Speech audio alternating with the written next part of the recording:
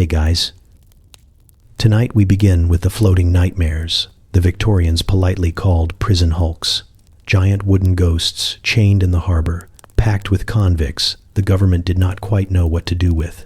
You stand on the deck, the air thick with tar, damp wood, and the kind of silence that means someone is definitely regretting their life choices. Lamps flicker, irons clink, and the tide keeps tapping the hull like it is trying to warn you about something. These ships were never meant to carry people for years, yet here you are, stepping into a world that smells like salt, sweat, and questionable decisions. So before you get too cozy, take a second to gently tap that new hype button YouTube just added. It really does help little guys like me push through the algorithm, and be sure to like the video and subscribe, but only if you genuinely enjoy this strange little corner of quiet storytelling. Drop a comment with where you're listening from and what time it is for you. It's strangely comforting to know who else is drifting off with us around the world. Now, get comfortable, let the day melt away, and we'll drift back together into the quiet corners of the past. You step onto the gangway, the old planks bending beneath your boots like they are already tired of your existence. The ship looms above you, a hulking mass of rotting timbers and peeling tar, groaning softly as if complaining about its new load of human problems. The line behind you shuffles forward, chains clinking in an uneven rhythm that sounds almost musical if you ignore the part where you are one of the instruments.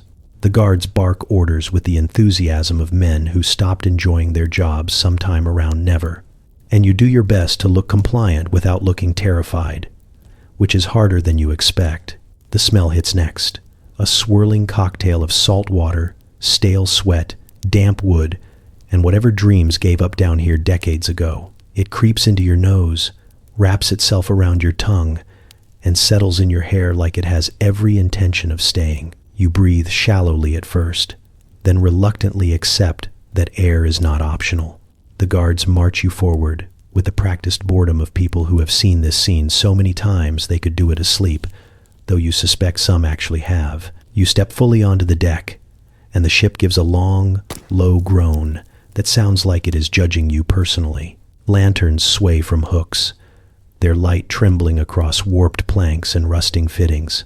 Every creak feels like a warning, the sort of sound that says, this vessel once sailed proudly into battle and now resents being used as a floating storage box for society's unwanted. The paint has long surrendered, replaced by layers of grime, patches of rot, and carvings left behind by men with too many hours and too few coping mechanisms. Someone scratched a prayer into the rail, someone else carved a name, and someone else tried to draw a bird but gave up halfway, which feels painfully relatable. The guards herd you toward the center of the deck.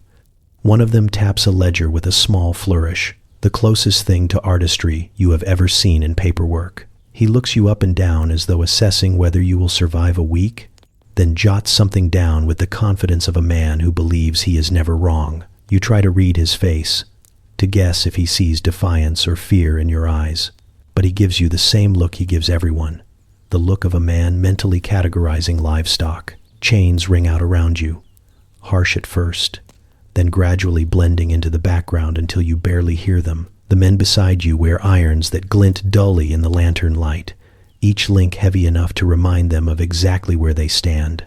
You can feel the ship tilting ever so slightly, bobbing with the harbor's slow pulse, and your stomach sways with it. One of the prisoners behind you mutters something that sounds like a prayer mixed with a complaint, which may be the most honest genre of communication on this vessel. A cold breeze snakes across the deck and slips under your collar, carrying with it the distant scent of shore.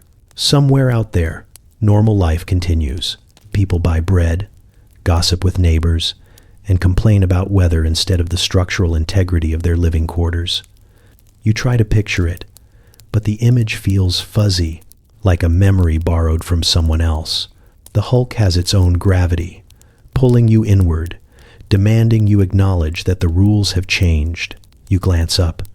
Above you is a tangle of rigging that no longer leads anywhere.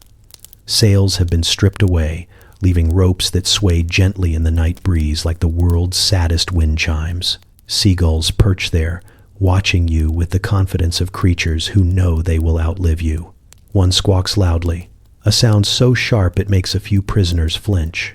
The bird tilts its head as if amused, then settles back down, unbothered by human suffering, which seems to be a recurring theme here. A guard yells for everyone to move, and you are pushed toward a hatch that looks too small for comfort and too dark for sanity.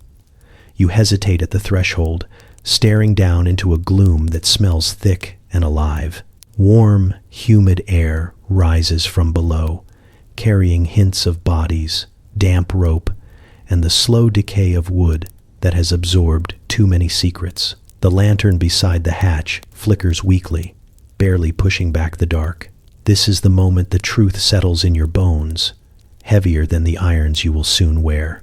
This ship was built for battles, storms, and cannon fire, not for housing, breathing, coughing, endlessly sweating humans. It has been forced into this life just as you have, repurposed into something neither of you were meant to be. You grip the ladder, feel the rough wood under your fingers, and begin your descent into the belly of the hulk, the sound of chains echoing behind you like the first notes of a long, unwelcomed song. You learn what the ship truly is before you even finish your first stumbling steps along the dim lower deck. A guard with a voice like gravel announces it proudly, as though the news should comfort you. This is not a warship anymore. It is a prison hulk, a floating warehouse for convicts, a solution cooked up by a government running low on space, patience, and apparently architectural creativity. The guard explains it with the casual tone of someone describing a harmless public works project instead of a human filing cabinet. You listen because you have no choice, but also because you want to know how anyone convinced themselves this was a good idea. The Victorians, in their earnest obsession with order and progress, took one look at overflowing land prisons and another at rotting ships left over from past naval glory, then clapped their hands together like children discovering building blocks. Why construct new prisons when they already had giant wooden shells sitting around, perfectly capable of holding as many miserable people as the crown required? Never mind that these ships were built to chase French fleets across the sea, not hold convicts who needed sleep, food, and air that did not taste like soaked timber. The officials in London wrote neat reports insisting these hulks were temporary, reasonable, and humane. You stand in the dark belly of this ship and wonder how much ink they had to spill to make that sound convincing. The guard goes on, clearly enjoying his role as tour guide to despair. The hulks are efficient, he claims. They keep convicts far from the innocent public. They offer useful labor. They repurpose resources. He lists these points as if reciting scripture, leaving out the part where the ships sit in stagnant harbors for years, gathering mold, illness, and men who slowly forget what the sky looks like without bars in the way. You picture a line of powdered bureaucrats nodding at each other across polished tables, congratulating themselves for solving a crisis with majestic frugality. If any of them stepped foot on board, they would probably faint before reaching the lower deck. You walk deeper, stepping through shadows that stick to the beams like old stains. The wooden ribs of the ship arch above you, coated with decades of tar, sweat, and whatever fuel keeps misery burning. Every plank whispers a little history. Once this vessel carried cannons, gunpowder, and sailors who dreamed of glory, or at least a warm meal. Now it carries men in irons, stacked in tiers tighter than cargo. You imagine the ship sighing under the weight of this new purpose, wondering where everything went wrong, much like the men it now imprisons. Another guard explains the logic as if reading aloud from a manual written by someone who has never met another human. Hulks prevent escape because the surrounding water does the job for them. Hulks save money because they need no land. Hulks discourage crime because no one wants to end up on one. You stare at him, then look around at the dozens of prisoners packed shoulder to shoulder like an oddly surly collection of sardines, and think the government might have overestimated the deterrent effect. A few crimes might even be worth it compared to this. You ask nothing aloud because speaking invites attention, and attention on a prison hulk is rarely a prize. Instead, you absorb the information silently, letting it settle like dust in your lungs. This place exists because someone somewhere believed misery would build discipline, because someone else agreed, and because no one who mattered had to live here. And once the idea took hold, it spread faster than common sense ever could. As you continue forward, the ship rocks lightly, the water slapping the hull with soft indifference. The sound should be calming, but it only reminds you that there is no escape except through the harbor's cold embrace. You overhear another prisoner whispering to a newcomer that the hulks were supposed to be temporary, a stopgap until more prisons could be built. That was decades ago. Governments love the word temporary when it conveniently lasts long enough for everyone involved to retire. You move along the narrow passage and pass a small window cut into the hull. It offers a glimpse of the shore, distant and ordinary, filled with people who have never smelled this suffocating blend of damp wood and confinement. The guards insist the hulks are necessary, a cornerstone of justice, an innovative response to crime. You wonder if any of those men on shore ever think about the difference between necessity and convenience. By the time you finish the forced tour, you understand the truth clearly. This ship floats not because it is seaworthy, but because it is cheaper to let it rot slowly than to dismantle it. The government calls it progress. You call it something else entirely. You grip the edge of the hatch and take your first cautious step downward, the ladder groaning beneath your weight, as if warning you to turn back. The lantern above casts a thin, trembling glow that barely reaches the first few rungs, and everything below that point falls into a murky blur of shadows and damp wood. The smell intensifies immediately, thick and warm, like breathing through a blanket that someone forgot to wash for a decade. You try to inhale lightly, but the air pushes back, heavy with moisture and the collective exhale of too many bodies crammed into too little space. Each rung brings you closer to the heart of the ship, and with every foot you descend, you understand a little more why the men around you look like they are always negotiating with their own lungs. Your boots touch the lower deck, and the boards answer with a hollow thud. The lanterns here are spaced far apart, their light pale and exhausted, barely strong enough to carve narrow cones of visibility out of the gloom. Most of the deck lies in shadow, shifting shapes and silhouettes that move when men cough or turn in their sleep. The air feels trapped, like it has been passed around too many times and finally given up. Heat gathers low to the ground, hugging your ankles before slithering up your legs and settling in your chest. Breathing becomes a deliberate act, something you must remember to do rather than something your body offers freely. You take a few steps forward, and the ship creaks underfoot with long, mournful sighs. The sound vibrates through your bones, an old voice complaining about the constant burden of human presence. Your eyes adjust slowly, revealing rows of wooden platforms stacked on either side of the deck. These bunks are barely large enough for a man to lie still, and most of the occupants look as though they are afraid to move for fear of waking someone or cracking their heads on the beams above them. The prisoners lie shoulder to shoulder in a cramped arrangement that would make sardines protest. As you walk deeper, the floorboards become slick with condensation and something you choose not to identify. You slip slightly, catching yourself on a beam that feels damp and warm to the touch. Somewhere nearby, someone wheezes in a long, rattling rhythm that makes you wonder if the ship itself is trying to breathe through him. A few men glance your way, their eyes dull but observant, measuring you with the slow calculation of people who have seen dozens of newcomers arrive and change absolutely nothing. No one speaks at first. Down here, silence carries more weight than noise, and breaking it feels like stepping on sacred ground. When someone finally does speak, it is a whisper drifting out of the shadows. You turn to see an older convict, sitting cross-legged on his bunk, chains pooled at his feet like a nest of metal snakes. He gestures vaguely at the air and tells you it never gets better. The lungs adjust, he says, or they surrender. He cannot remember which happens first, but he insists it hardly matters. His voice holds the calm certainty of a man who has been down here far too long. You want to ask how many years, but the question sticks in your throat, weighted down by the heavy atmosphere. A guard passes through the row with a lantern, and the sudden flare of orange light reveals the crowded reality you heard about only in murmurs. Faces, dozens of them, watching from bunks like pale moons, drifting in a fog of stale breath. The light glints off chains, off sweat, off the condensation clinging to the ceiling. The guard mutters about the heat building again, wipes his brow with a sleeve, then continues on his path without acknowledging a single human being. He is used to the air, or perhaps he has given up bargaining with it.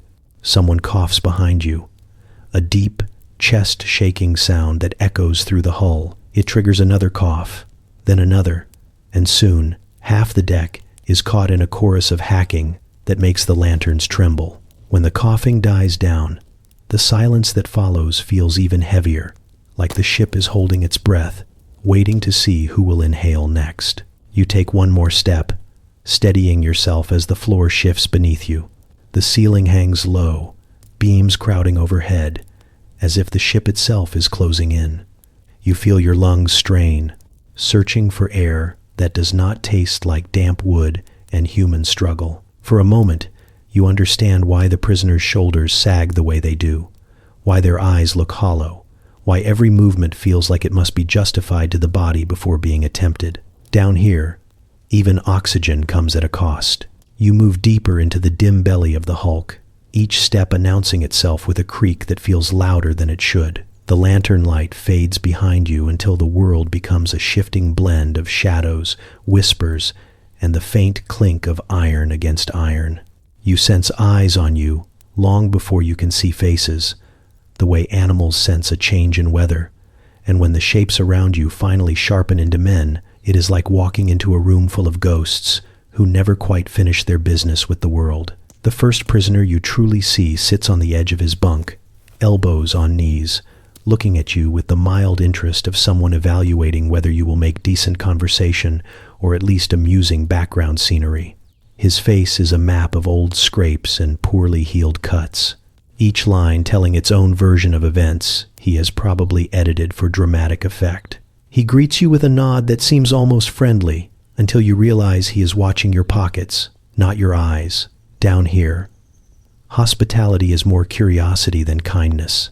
Still, he offers a grin, a crooked thing that looks like it has survived more than a few fights. And you give a cautious nod in return because refusing might count as arrogance. And arrogance, you suspect, has consequences. A few bunks away, another man lies back with his arms folded behind his head, staring at you as if he is judging your posture, your breathing, or possibly your entire life trajectory. He looks young but worn, the kind of face that might have been charming before the world took a turn and knocked the charm clean off. He asks your crime without ceremony. When you hesitate, he fills the silence with his own story, explaining how he was accused of stealing something he insists he never touched, unless you count looking at it too long. Around him, a few prisoners snicker, not because they doubt his innocence, but because innocence is a fragile currency on this ship, and no one here is wealthy. Further down the row sits the quiet one, a man carved from stillness, eyes dark and heavy, hands chained neatly in front of him like he is attending a sermon designed for the hopeless. He watches you steadily, his expression unreadable, as though he is trying to decide whether you are harmless, troublesome, or simply passing through like every miserable soul before you. When someone nearby nudges him and cracks a joke, he answers with a single sigh that says he has heard it all before and found none of it particularly enlightening. You soon learn that the prisoners communicate with a rhythm unique to men who share too much space and too little hope. Their humor is sharp, dry, and often delivered with the straightest of faces. A man with a missing tooth tells you he lost it in a bar fight defending his honor, only for the older prisoner beside him to snort and reveal he lost it to a loaf of stale bread. Another man proudly lifts his shirt to show a scar twisting across his ribs like a restless snake. He claims it came from a duel. His bunkmate corrects him, saying it came from slipping on fish guts at the docks. The duel version wins more admiration, so the fish narrative is quickly forgotten. You meet the storyteller next, a wiry fellow with eyes too bright for this place. He speaks with the energy of a man determined to keep his mind moving faster than his circumstances. He tells tales of distant towns, crooked constables, and a cousin who supposedly wrestled a bull, though everyone within earshot insists the cousin barely managed a goat. His stories draw men closer, not because anyone believes them, but because they provide a brief vacation from the ship's heavy air. Then there is the man they call preacher, though you doubt any official church would claim him. He quotes scripture with the enthusiasm of someone mixing holy text with personal opinions, occasionally inserting words that definitely do not appear in any Bible you have ever heard of. He means well, the men say, though they say it with a tone that implies meaning well is frequently inconvenient. What strikes you most is how these men talk to each other, blending mockery with a strange kind of solidarity. They tease, argue, and embellish their pasts, yet beneath all of it lies a thread of unspoken understanding. Every man here has been dragged by life, tossed in a direction he never planned, and pinned to this floating carcass of a ship. They know suffering intimately, and they meet it with humor, because humor is the only thing that has not yet been confiscated. One man pats the bunk beside him and tells you that everyone down here carries a story, though some stories grow taller with every telling. Another laughs and says, stories cost nothing, but believing them might. You realize then that meeting the prisoners is less about learning who they were and more about understanding who they have had to become. These are men forged by misfortune, bound together by chains, and kept alive by jokes sharper than the blades they are forbidden to carry. You begin to understand the rules long before anyone explains them, because the ship does not waste time with formal introductions. The hierarchy reveals itself in the way men move, how they sit, who talks first, and who does not bother talking at all. It is not written anywhere, yet it feels as solid as the timbers pressing in around you. You watch, and you listen, and the ship teaches you its lessons faster than any guard ever could. The first rule becomes obvious the moment you enter the main sleeping deck.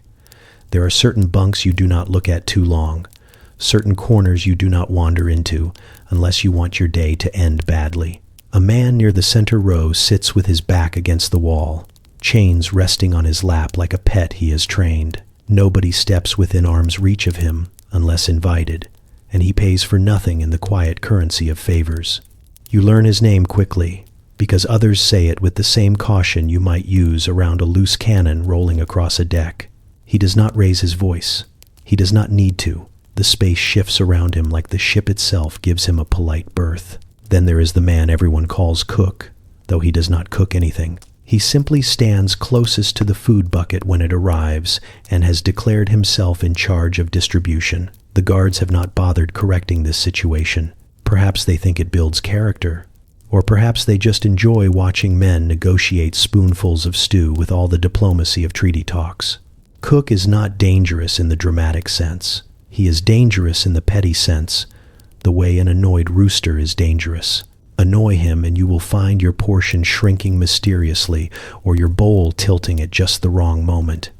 You conclude quickly that appeasing him is cheaper than challenging him. At the far end of the deck sits a man who does not speak, not because he lacks words, but because he has discovered silence is the most effective tool available. He watches everything, eyes following movements with unsettling patience. When he stands, others shift. When he sits, the air loosens slightly. You are not sure whether to fear him or admire him, but you are certain not to sit on his bunk, lean on his beam, or exist in his immediate vicinity without good reason. Between these pillars of authority are the men who orbit them, forming the layers of the ship's social structure. Some serve as messengers, carrying whispers between bunks with the urgency of men passing state secrets. Others handle disputes, though their method of conflict resolution usually involves deciding who looks more tired and assigning blame accordingly. None of them wear badges or hold titles. They earn their positions through time, cunning, or the sort of stubbornness that convinces others to leave them alone. You quickly learn that humor here is a territory of its own. A sharp joke can earn respect, but misjudge your audience, and you may find a spoon pointed at your ribs with surprising conviction. One prisoner explains this while demonstrating the exact grip one should fear. He insists he is only showing you for educational purposes, which does not make you feel any better. There is also the unspoken rule about noise. Loudness is tolerated only in specific windows of the day, usually when the guards shuffle about pretending they are maintaining order. At night, when the lanterns burn low and the air turns thick, the men grow quieter, voices dropping into murmurs. If someone breaks that quiet, the entire deck shifts in irritation, and the offender is encouraged to reconsider his choices through a series of pointed glares and, occasionally, a strategic elbow. One afternoon, you witness a small skirmish that teaches you another rule. A newcomer accidentally sits where he should not, directly on the edge of a bunk belonging to a man with eyebrows that practically warn strangers to keep their distance. The offender stands quickly, mutters an apology, and backs away. Eyebrows only stares.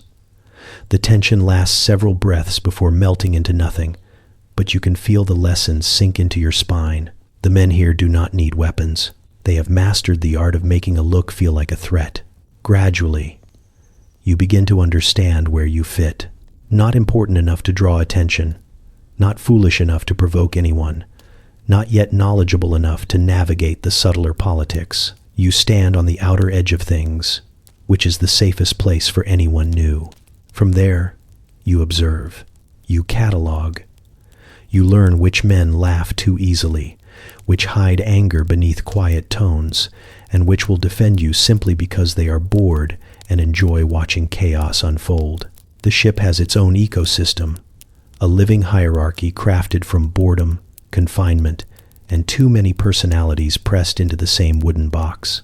You adapt because adaptation feels easier than the alternative. The rules do not make sense in the outside world, but down here, they fit perfectly, like the ship has shaped them through years of tension and forced cooperation. And by the time you realize you are following these rules instinctively, the ship has already claimed another part of you. You climb into your berth with the optimism of someone who still believes sleep is possible in a place like this. The bunk is little more than a plank hammered into the ship's ribs, narrow enough that turning over feels like an advanced gymnastic maneuver. The boards sag beneath you in a way that suggests they were never meant to support human weight, and they complain loudly as if personally offended by your presence. You settle onto your back, staring at the low beams above you, and immediately feel the wood press into your spine with the tenderness of a reprimand. Around you, the lower deck shifts into its nighttime chorus. Bodies rustle in their chains, someone coughs in long, dramatic bursts, and the man 2 bunks away snores. With such commitment, you wonder if he has been hired by the ocean to communicate with submerged creatures. Each inhale sounds like a wave curling, each exhale like a dying foghorn. You try to ignore him, but the rhythm grows hypnotic, vibrating through the wooden planks and into your ribs until you swear you can feel the snores echo behind your teeth. The heat gathers quickly. The air does not move so much as settle, warm and stale, like it has been used too many times before reaching your lungs. You shift slightly, trying to create a pocket of cooler space under your blanket. But any movement sends another series of squeaks from the boards that feel loud enough to alert the guards. Someone grumbles from the row across, as if your attempt at comfort has personally disturbed his moral peace. You try lying on your side. You immediately encounter the wall, a curved plank that presses against your shoulder as though encouraging you to consider a different orientation. Lying on your other side is no better, because it brings you dangerously close to the edge, and falling out of your bunk would be the sort of event the other prisoners would discuss for weeks. You lie still, holding your breath for a moment as if silence might trick your body into slipping into rest. It does not. A man somewhere in the dark begins muttering in his sleep, arguing with someone only he can see. Another prisoner answers with a sleepy curse. The bunks sway gently with the tide, each movement sending a soft creak through the deck that blends with the distant slap of water against the hull. You close your eyes and try to imagine being anywhere else, but the ship has a way of reminding you exactly where you are. A drop of condensation lands on your forehead, cold and indifferent, proof that even the ceiling is participating in the general discomfort. Your legs begin to cramp from the tight space, and you stretch them just an inch. This is a mistake. Your foot knocks the chain hanging near the foot of your bunk, and it rattles loudly enough to make someone grunt in annoyance. You whisper an apology out of instinct, though you are not entirely sure to whom you are apologizing. The snoring continues, unwavering, a confident performance that suggests the man has never known shame. Eventually, your thoughts drift as the noises blend into a single, relentless hum. You become aware of the smell rising from the bunks below, a mix of damp clothing, sweat, and old wood that has soaked up more history than any living creature. It clings to you, settling in your hair, your shirt, your very sense of identity. You inhale cautiously, wishing for a breeze, a window, a merciful change in the atmosphere. But the air remains stubbornly thick. Someone shifts in the bunk beneath you, and the whole structure vibrates. For a moment you think the ship itself might inhale, the way it groans and settles. You almost believe the hulk is alive, and that it resents being used as a floating hive of restless men. You would resent it too if you were in its position. You close your eyes again and focus on the rhythm around you, the rolling tide, the chains settling, the distant voices of men trying to will themselves into sleep. The snores become background noise. The discomfort becomes familiar, and the warmth becomes something you can almost tolerate. Eventually, slowly, reluctantly, your body surrenders. Sleep here is not restful. It is something you fall into the way a man might fall into a shallow puddle, still aware of the ground beneath him, still aware that he does not belong where he is, but it comes. And on a Victorian prison hulk, that counts as a small victory. The morning begins with a clang that jolts the entire lower deck awake, a metallic announcement that food is coming, though calling it food feels ambitious. Men stir in their bunks, rubbing their eyes, stretching limbs stiffened by the night's cramped sleep, and preparing themselves for the daily ritual known as breakfast, though nothing about it resembles anything you once associated with that word. You follow the crowd as it forms a loose line, more of a resigned shuffle than an orderly queue, each man moving with the determination of someone who knows the alternative is leaving the meal to the rats, who already act like paying tenants. The first thing you see is the bucket. The second thing you see is the man stirring it with a ladle that looks like it should have been retired during the previous century. The mixture inside sloshes slowly, a grayish broth with floating shapes you decide not to analyze too closely. Steam rises with a wavering uncertainty, as if even the heat is not fully committed to being here. The smell is a blend of salt, old barley, and the general mood of disappointment. The cook, self-declared and entirely unchallenged in his position, dips the ladle with a theatrical sigh, as though feeding dozens of men this masterpiece is a burden he alone carries with dignity. When your turn arrives, he eyes your bowl, then your face, then your bowl again, performing an assessment whose criteria remain a mystery. His ladle hovers, dripping a trail of liquid that hits the deck with soft splashes. Finally, he pours a portion of the slop into your bowl with a flourish that suggests generosity, though the serving barely covers the bottom. You murmur something resembling thanks, because you have not yet learned that gratitude is not the expected reaction here, and the cook raises a single eyebrow like you have just committed a breach of etiquette. You step aside and survey your portion. The broth has a faint sheen on top, shimmering like a tiny polluted pond. A few suspicious grains drift lazily, as if contemplating escape. You lift the bowl cautiously and take your first sip. The salt hits immediately, overwhelming everything else, as though someone had attempted to preserve the broth for a journey across the entire globe. Beneath the salt is a thin, watery bitterness that suggests vegetables were once involved in the preparation process, perhaps as witnesses rather than ingredients. You pause, trying to decide if it is edible or merely technically so. Around you, men gulp it down quickly, not because they enjoy it, but because hesitation invites disappointment. After the broth comes the bread, distributed in chunks that bear a closer resemblance to building materials than nourishment. A guard drops a piece into your hand with a thud that resonates through your palm. The crust is so hard, you briefly consider using it to carve your name into the timber. The interior is only marginally softer, dense, and pale, smelling faintly of yeast and mostly of compromise. You bite into it with caution and feel your jaw protest, as though it has not signed up for this level of commitment. The bread absorbs the broth well enough, acting like a sponge that has seen some things and refuses to discuss them.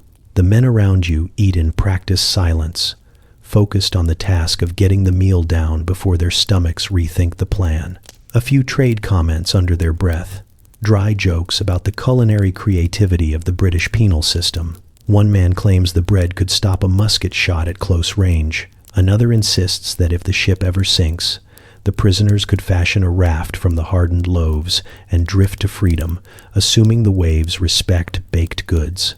The laughter that follows is brief but genuine, a flicker of shared survival instinct wrapped in humor.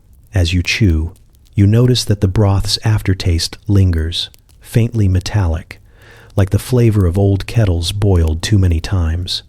You swallow again quickly, hoping momentum will carry you through the rest.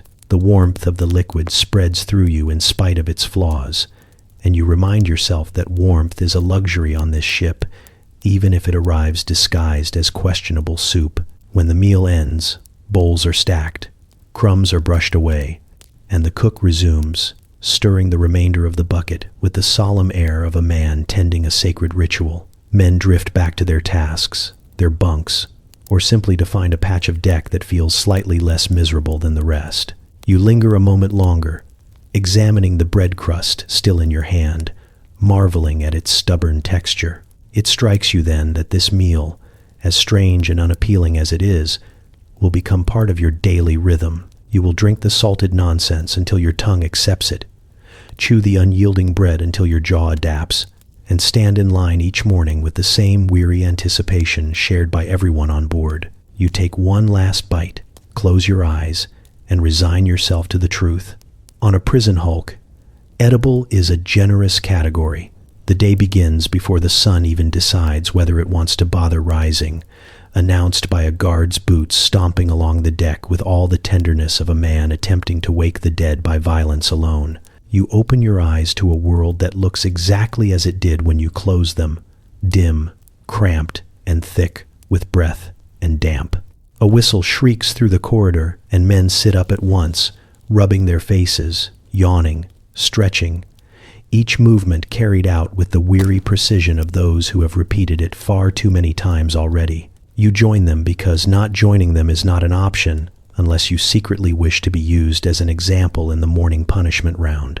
The routine is simple enough that even half-sleeping minds can follow it.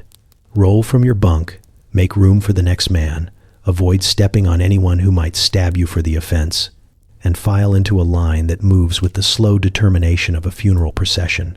You stand shoulder to shoulder with the others, each of you swaying slightly as the ship shifts beneath your feet. A guard inspects the line with the practiced boredom of someone who has long since stopped being surprised by anything human beings can do. Breakfast appears in its usual form, a repeat performance of the watery broth and brick-like bread. You swallow it without ceremony, already knowing the taste, already knowing that the next 9 hours will stretch ahead like a punishment devised by someone who found regular punishment too gentle. The guard calls out the assignments, and the men peel off toward their stations. You hesitate only long enough to wonder how many days you have done this already before reminding yourself that counting days on a prison hulk is a surefire way to lose your mind. The first round of labor usually begins with hauling supplies across the deck or scrubbing the ship's surfaces until they shine exactly as much as century-old wood is capable of shining. You scrub with a brush so worn it looks like it is begging for retirement. The salt air stings your eyes. Your shoulders burn within minutes. Around you, men work quietly, each lost in thought or strategically conserving breath. A few manage jokes, though even the jokes sound tired, shaped by the understanding that laughter does nothing to dull the ache creeping into their arms. Eventually, a bell rings, a signal that labor has ended, which is technically true only because it heralds the beginning of punishment for whoever has earned it. Sometimes it is a man who talked back. Sometimes it is a man who slowed down too much. Sometimes it is a man who simply existed in the wrong place at the wrong time. You have already learned how to keep your eyes forward while this unfolds, not because you are cold-hearted, but because watching makes it harder to continue the rest of the day with whatever scraps of spirit you have left. Once the punishment ends, the next round of labor begins with no apparent acknowledgement of the intermission. You are sent to carry timber, or shovel coal dust, or move baskets of waste from one part of the ship to another. The tasks blur together until the motions feel automatic, your body moving because stopping would draw too much attention. Time stretches in odd ways here. An hour can last ages, while a full day can pass with the speed of one long, heavy breath you do not remember taking. At midday, the men receive another meal that resembles the first, possibly because it is the first, reheated and slightly thicker from evaporated water. You eat because you have learned that your energy must be rationed like a precious currency. The conversation during lunch is minimal, consisting mostly of sarcastic commentary about the ship, the guards, the government, and occasionally life itself. One man mutters he would rather be clinging to driftwood in the channel. Another agrees and says, at least driftwood does not shout orders. The afternoon brings more labor, often identical to the morning, as though the universe is reminding you that monotony can be its own form of punishment. You fall into the rhythm again. You tug ropes and lift crates and sweep and scrape. By now your muscles have stopped complaining, settling instead into a resigned stiffness that feels like part of your skeleton. A guard walks by with the expression of a man who believes the ship would function better if everyone on it, including himself, were replaced by obedient pieces of furniture. When the final bell signals the end of the workday, the men gather in small clusters, catching their breath, stretching their backs, or sitting in silence with their arms folded over their knees. Reflection is not optional here. It arrives each evening like a familiar visitor, sitting beside you whether you invite it or not. Some men pray, some curse, some simply stare at the boards, their thoughts drifting wherever the tide of exhaustion carries them. Night comes late, dim and muffled. You crawl back into your bunk, feeling the ship creak as if it too wishes to lie down. The routine has settled itself into you, etched into your bones. Wake, labor, punishment. Labor again, reflect. Labor again, sleep. It is a loop without edges or landmarks, a loop you now move through as if it has always existed. You close your eyes, knowing that in a few hours the whistle will return and the pattern will begin all over again. The wake-up call arrives before your mind has fully returned to your body. A shrill whistle slicing through the stale air like someone decided noise alone could qualify as punishment. You open your eyes to darkness that has not yet decided to soften into dawn, and for a few suspended breaths, you wonder if you dreamed the ship, the chains, the endless labor. Then the cold creeps in through the thin fabric of your clothes, sharp and unapologetic, and reality settles around you with the familiarity of a rude handshake. The men around you groan, mutter, stretch, and blink at nothing in particular, each performing the same ritual of pretending to be awake while their souls lag several minutes behind.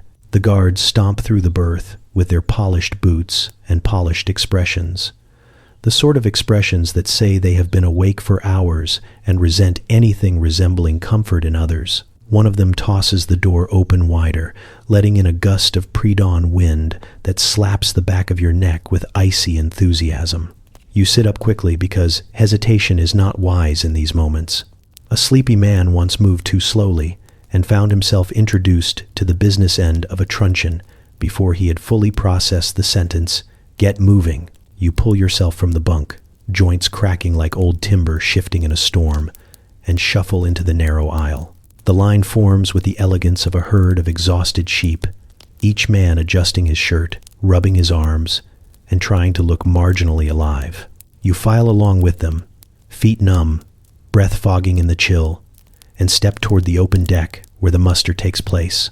The moment you emerge into the morning air, the cold hits with such force that you suddenly sympathize with icicles. It is the kind of cold that feels less like a temperature and more like a personal attack. The guards are already waiting, clipboards clutched under their arms, pencils poised like tiny weapons ready to strike a name from existence. One guard clears his throat with theatrical displeasure, which seems unnecessary since no one here looks even remotely capable of joy. He barks commands, and the men shift into lines, each one straightening their shoulders as though posture alone might convince the universe they are more alert than they appear. Names begin to echo down the deck. Each one is called with crisp impatience, and each man answers with whatever sound he can muster. Some give a half-hearted "here," others grunt. A few men's voices crack under the cold. When your name is called, you respond quickly, loudly enough to avoid suspicion, but not so loudly that the guard decides you are showing off. The whole process feels like a strange performance, a play staged too early in the morning for anyone to remember their lines. As the list continues, you shift your weight from one foot to the other, trying to coax warmth back into your toes. The boards under your feet are cold enough to seep through the soles of your shoes, making you suspect the ship has been storing winter inside its bones for decades. The wind snakes through your clothes like it is searching for weak spots, threading icy fingers along your spine. Men shiver openly, their breath forming small white clouds that drift away as if even the air wants to escape. Guards pace up and down the rows, eyeing each prisoner with the bored scrutiny of someone who has seen the same miserable faces too many times. One guard thumps the clipboard against his palm as if contemplating using it as a disciplinary tool. Another jots down notes, though you suspect the notes consist mostly of comments like "looks cold," "still alive," or "potential trouble if given an opinion." When a man sneezes too loudly, the guard nearest him stiffens as though personal offense has been taken. The prisoner mutters an apology that is carried away by the wind before it can be heard. You find yourself focusing on small details, because thinking too deeply about anything else is a dangerous morning habit. You count the steps the guards take. Watch the way the sails overhead flap in the breeze despite being long dead. Notice how the sky begins to bleed from charcoal to dull blue. Eventually the names end, and the guards nod at one another with the grim satisfaction of men who have successfully completed a task they never wanted. The muster is dismissed with a curt gesture, and the line dissolves as the men shuffle back toward warmth, or whatever warmth can be found here. You follow them, rubbing your arms and imagining what it must feel like to wake somewhere that does not try to freeze you into submission. As you step below deck again, the cold loosens its grip, though not enough to forget it. The morning muster is over, but the day has only begun, stretching ahead with the predictability of a story you would never have chosen. Still, there is a strange comfort in the routine. Even if the routine is built from frost, fatigue, and the sound of guards taking attendance like disappointed schoolmasters, the ship creaks overhead, settling into the day. You breathe out once, twice, waiting for your body to thaw, and then join the others as the next part of the endless cycle begins. The guards do not need to shout for you to understand what comes next. The moment muster ends, the air on deck shifts from cold stillness to the restless shuffle of men preparing for another day of work that feels less like labor and more like a prolonged, government-issued apology for your continued existence. You file into the work gang with the others, each step accompanied by the faint rattle of chains brushing against the boards, a sound that has already become a sort of background music to life aboard the Hulk. The guards unlock the tool chests with the enthusiasm of men revealing treasure, though the treasure consists of rusted picks, dented shovels, and iron bars that could double as medieval exercise equipment. You take the tool handed to you, not because it is particularly suited to the task ahead, but because refusing would be interpreted as a daring invitation to be introduced to the nearest punishment apparatus. The iron is cold against your palms, rough enough to scrape skin, and heavy enough to remind you that Victorian innovation occasionally consisted of making everything weigh twice as much as necessary. The men move in formation, a loose procession of clinking metal and grumbling voices. The chains between ankles limit your stride, turning what should be a straightforward walk into a synchronized shuffle that resembles a slow-moving centipede made of tired humans. A guard marches beside the line, swinging his baton with the absent-minded confidence of someone who knows the mere existence of the baton is motivation enough.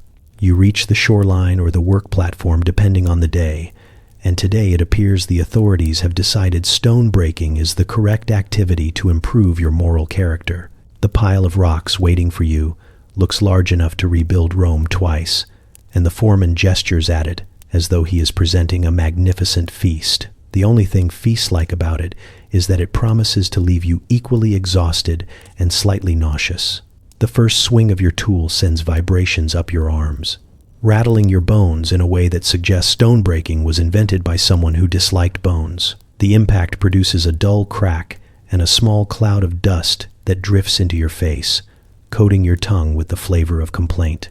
Around you, the other prisoners settle into their rhythms, each thump, crack, and grunt blending into an industrial symphony that would horrify anyone with musical training. Guards patrol the perimeter, calling out corrections when someone swings too softly or pauses too long. One man sneezes so hard he nearly topples forward, and the guard warns him not to let personal weaknesses interrupt the Queen's schedule. The absurdity of the statement almost pulls a laugh from your throat, though you swallow it quickly because laughter is not a recognized part of the daily program. Hours stretch forward with the slow determination of an elderly tortoise. Your shoulders burn, your wrists ache. Sweat collects under your collar despite the cold, making the fabric cling to your skin. You learn to adjust your stance to avoid stumbling over your own chains, a skill no one dreams of acquiring, yet everyone masters eventually. Every time you pause to straighten your back, a guard's shadow glides across your peripheral vision, and you resume swinging before he needs to remind you. From time to time, the men exchange comments that seem designed to keep their spirits from fully dissolving. Someone complains the stones are reproducing when no one is looking. Another claims his tool is cursed because it only breaks when he is not holding it properly. These small scraps of humor drift between you like lifelines, flimsy but essential. Eventually the bell rings, a sound that should bring relief, but instead signals the halftime break of misery. The guards herd everyone into a loose cluster where you are allowed to stand, breathe, and consider whether your arms will detach from your body if you resume working after the pause. A few men sit, but most stay upright because getting up again requires a level of energy rarely found on this ship. When the bell rings again, you return to the task with the resigned patience of someone who knows the stones will not break themselves and the guards would be deeply offended if they did. You swing, strike, repeat, each motion blurring into the next. Time becomes a loop of weight, dust, and the constant vibration running through your arms. By the time you march back toward the hulk, your body feels like it has been carved from the same stone you have spent the day pulverizing. The chains clink in a weary chorus. The guards glance over you with their standard mixture of suspicion and boredom, and the sky overhead has begun to fade into evening. You climb the gangway with slow steps, feeling the familiar creak of the ship beneath you. Your place in the work gang has been earned through nothing more than existence, but you understand now why the system works. It does not need efficiency. It does not need enthusiasm. It only needs time, labor, and enough weight in your hands to crush the thought of anything beyond the next order. You breathe out once, tasting dust, salt, and the faintest hint of determination, then step back inside to face whatever comes next. You start to notice it gradually, the way a person notices a persistent itch or the subtle knowledge that someone nearby is chewing far too loudly. At first, the noises aboard the hulk blend into a dull, shapeless backdrop, the kind of sound your mind files under general suffering. But as the days stack together and your ears adjust, the ship reveals its full orchestra. It is not music, not in any civilized sense, but it is a symphony all the same, performed by wood, metal, water, and men who would rather be anywhere else. The creaking comes first. It is constant, endless, and strangely alive, as though the old hull is muttering to itself about the indignity of still being afloat after all these years. Every shift of the tide makes the boards groan. Every gust of wind sends a shudder down the beams, as if the ship is sighing loudly in protest. You lie in your bunk, listening to it at night, and sometimes you swear the wood sounds annoyed, like it is too tired to collapse but too stubborn to be quiet. Then there are the drips. You hear them in the dark, tiny notes echoing against metal and wood, each one landing with an insistence that reminds you of a leaky roof in a cottage you never lived in. Sometimes the drips fall from above, sometimes from somewhere behind the walls, sometimes from a place you cannot locate, even after you sit up and strain your ears. Men claim the hulk leaks like a colander that has given up on dignity. The guards insist everything is perfectly safe. The truth, as usual, probably sits somewhere between denial and damp, but the ship itself is only part of the soundscape.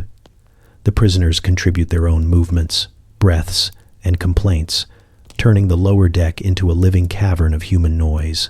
Someone coughs every few seconds, a deep, rattling cough that sounds like it has been trapped in his chest since the Napoleonic Wars.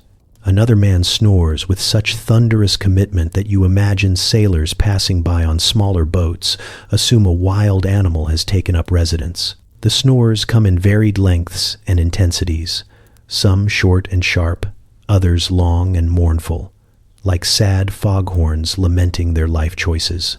The chains clink constantly. Walk across the deck, clink. Turn over in your bunk, clink. Shift your weight from one foot to the other, clink. The sound attaches itself to you, becoming a mechanical extension of every movement. Eventually, you stop noticing it until a moment of silence falls, and you realize the silence only exists because no one is moving at all. Of course, the voices are their own chapter in this acoustic diary. Men mutter in their sleep, speaking names or places you have never heard before. Some whisper to themselves when they think no one is listening, recounting memories or bargaining with fate. Arguments flare over nothing, snapping into existence like sparks from flint. One man insists another stole his bucket. Another claims the bucket was clearly abandoned. Someone else offers an opinion no one asked for, usually resulting in a collective demand that he stop speaking immediately. You hear threats muttered in tones soft enough to be taken as jokes, but sharp enough to discourage curiosity. Every day brings a new topic of debate. Who snores loudest? Who should be closest to the wall? Who is to blame for the mysterious disappearance of a crust of bread that barely qualified as food? At one point, two men spend 10 full minutes arguing over whose turn it is to be miserable before realizing the answer is obvious. It is everyone's turn all the time. The laughter that follows is quiet and cracked, but genuine enough to feel like a victory. Occasionally, from somewhere above, you hear the guards shouting orders or laughing at jokes no one else finds funny. Boots thud across the deck, followed by the clatter of equipment or the scrape of something heavy being dragged from one corner to another. Those sounds remind you that the world still exists beyond the dim lower decks, even if that world has little interest in improving your situation. But the most surprising sound comes during rare moments of stillness. When the ship settles, when the men settle, when even the water decides to take a breath, the silence arrives. It is never complete, never perfect, but for a heartbeat, you can hear your own inhale, steady and warm. In that tiny pause, the ship feels less like a prison and more like an exhausted giant resting in the water, carrying you through another night. Then someone coughs again, loudly enough to unsettle the moment, and the symphony resumes with all its wheezes, creaks, drips, groans, and complaints. You lie back and listen because there is nothing else to do, and because these sounds, maddening as they are, have become the strange, unruly heartbeat of your new world. You realize something is wrong when the morning routine slows instead of speeds up. The guards gather in a cluster near the main deck, their posture a little straighter, their expressions carrying that particular brand of satisfaction that only appears when someone else's suffering is about to become a teaching moment. The prisoners sense it too. Men straighten their backs, quiet their muttering, and turn their eyes toward the center of the deck, with the resigned anticipation of people who have seen this scene enough times to know exactly what comes next.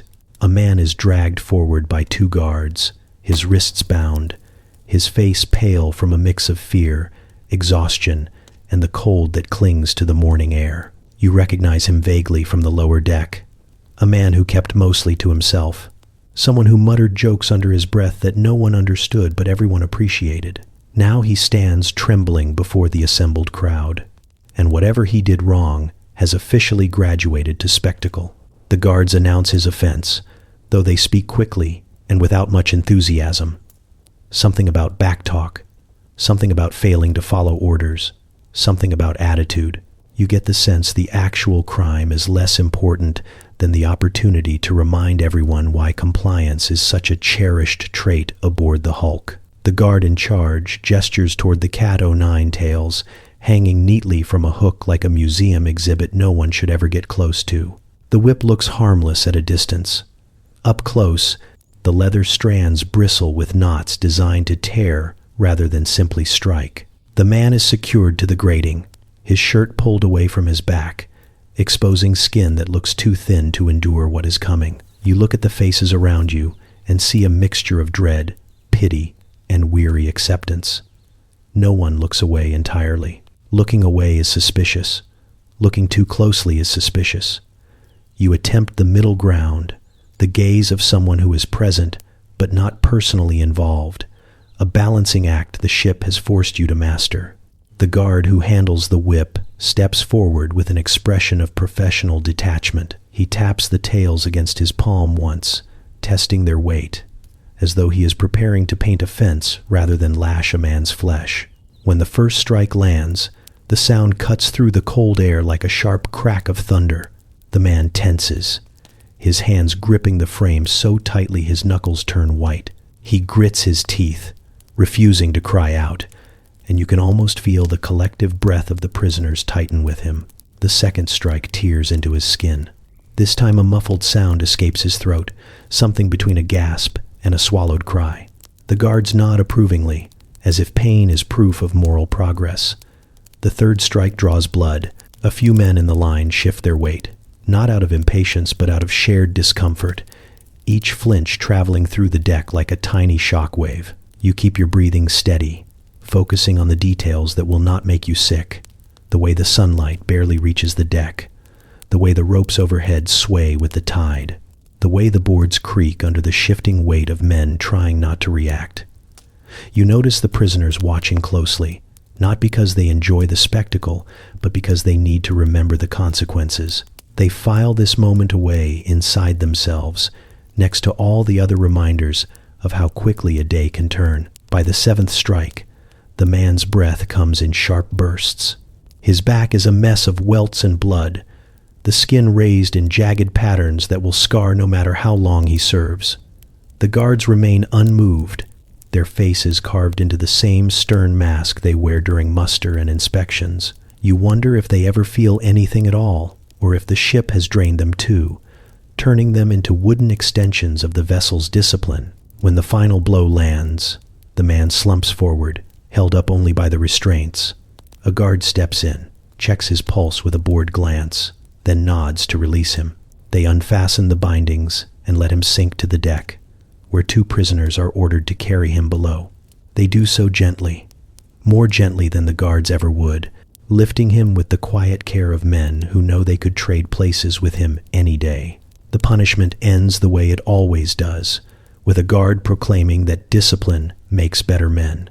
The statement rings hollow, echoing across the deck before disappearing into the cold morning wind. The prisoners disperse slowly, stepping back into their routines with heavy limbs and heavy thoughts. You follow them, feeling the imprint of the scene stitched into your memory. You have witnessed the rules of the ship enforced in their rawest form. You have seen what happens when the hierarchy demands a demonstration, and as you descend toward the lower deck, the sounds of the ship return, groans, drips, coughs, whispers, filling the silence left behind. But one sound lingers longer than the rest. Quiet but unmistakable, the faint echo of each lash, still humming beneath your skin. You first consider escape on a day when the wind is warm and the sky looks almost friendly, the sort of day that tricks a tired mind into believing in miracles. You stand near the edge of the deck during a short break from labor, staring at the water below as it laps against the hull with rhythmic indifference.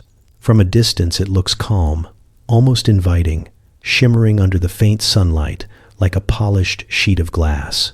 You imagine slipping into it quietly, cutting through the surface like a fish with inconvenient limbs, and swimming toward the distant shore where life surely makes a little more sense. Then a guard stomps past you, musket slung over his shoulder, and the fantasy cracks before it fully forms. Armed men ring the ship at all hours, stationed at the railings, pacing the gangways, or leaning on posts as though relaxing while absolutely ready to fire. They look bored, but not bored enough to miss a splashing convict flailing past them like a particularly determined pigeon. You study their faces, noticing how each one carries the alertness of someone waiting for the slightest excuse to demonstrate what their weapon can do.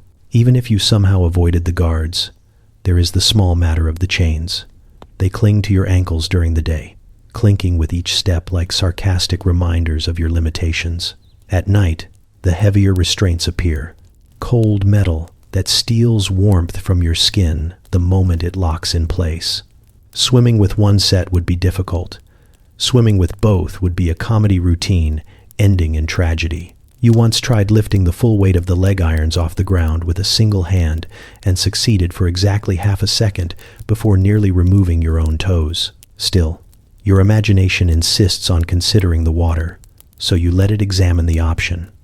The surface is deceptive. The docksmen speak of currents that twist through the harbor like hidden creatures, pulling downward, sideways, or nowhere sensible. Even the boats that travel the route regularly avoid certain channels. You overhear guards say the tide can strip a strong swimmer of control within seconds. You look down again, and suddenly the water does not seem so gentle. It feels like a creature pretending to sleep. Then there are the sharks. You have not personally seen one circling the hulk, but the older prisoners claim they appear often enough, drawn by the waste dumped from the ship and the general aroma of despair.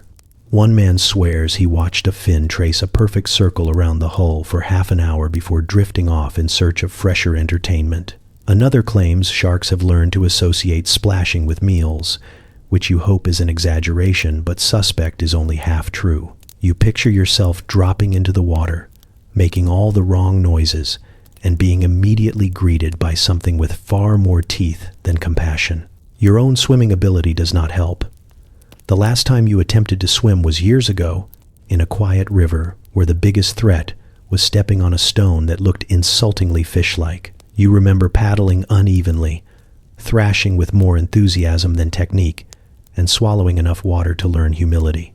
Now, imagining yourself performing a graceful escape stroke through cold, unpredictable harbor water feels like imagining yourself sprouting wings. On another afternoon, while hauling timber across the deck, you catch two prisoners whispering about escape as though discussing forbidden treasure.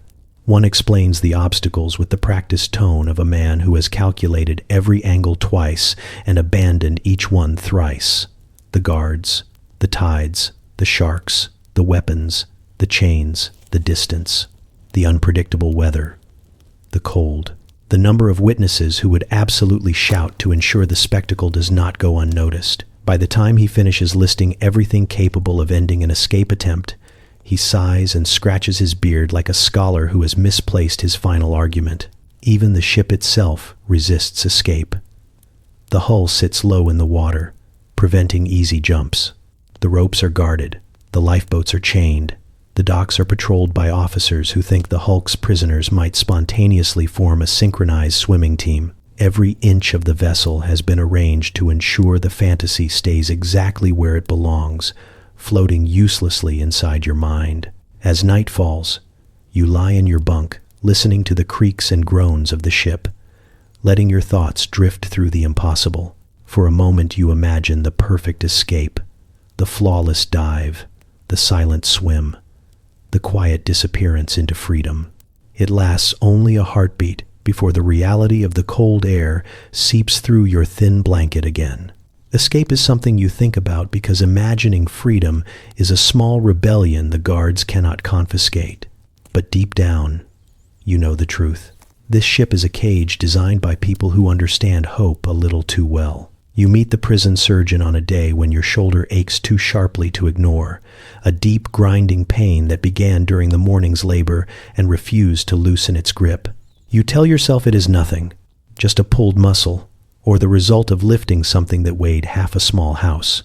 But the older prisoners notice the way you cradle your arm, and one of them, with the blunt honesty of a man who has seen too many others hobble themselves into worse trouble, tells you that if you do not report it, the guards will assume you are slacking, so you allow yourself to be herded toward the surgeon's corner of the ship, a place the men speak of in low tones, somewhere between fear and dark amusement. The surgeon occupies a tiny cabin that smells like old alcohol, damp cloth, and faintly metallic dread.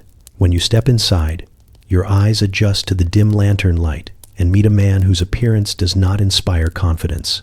His coat is stained with colors you cannot identify, and his hair sticks up in stubborn tufts as though he has been electrocuted by his own medical theories. His tools lie neatly arranged on a table that was not designed to hold anything sharp. Some of the instruments look familiar.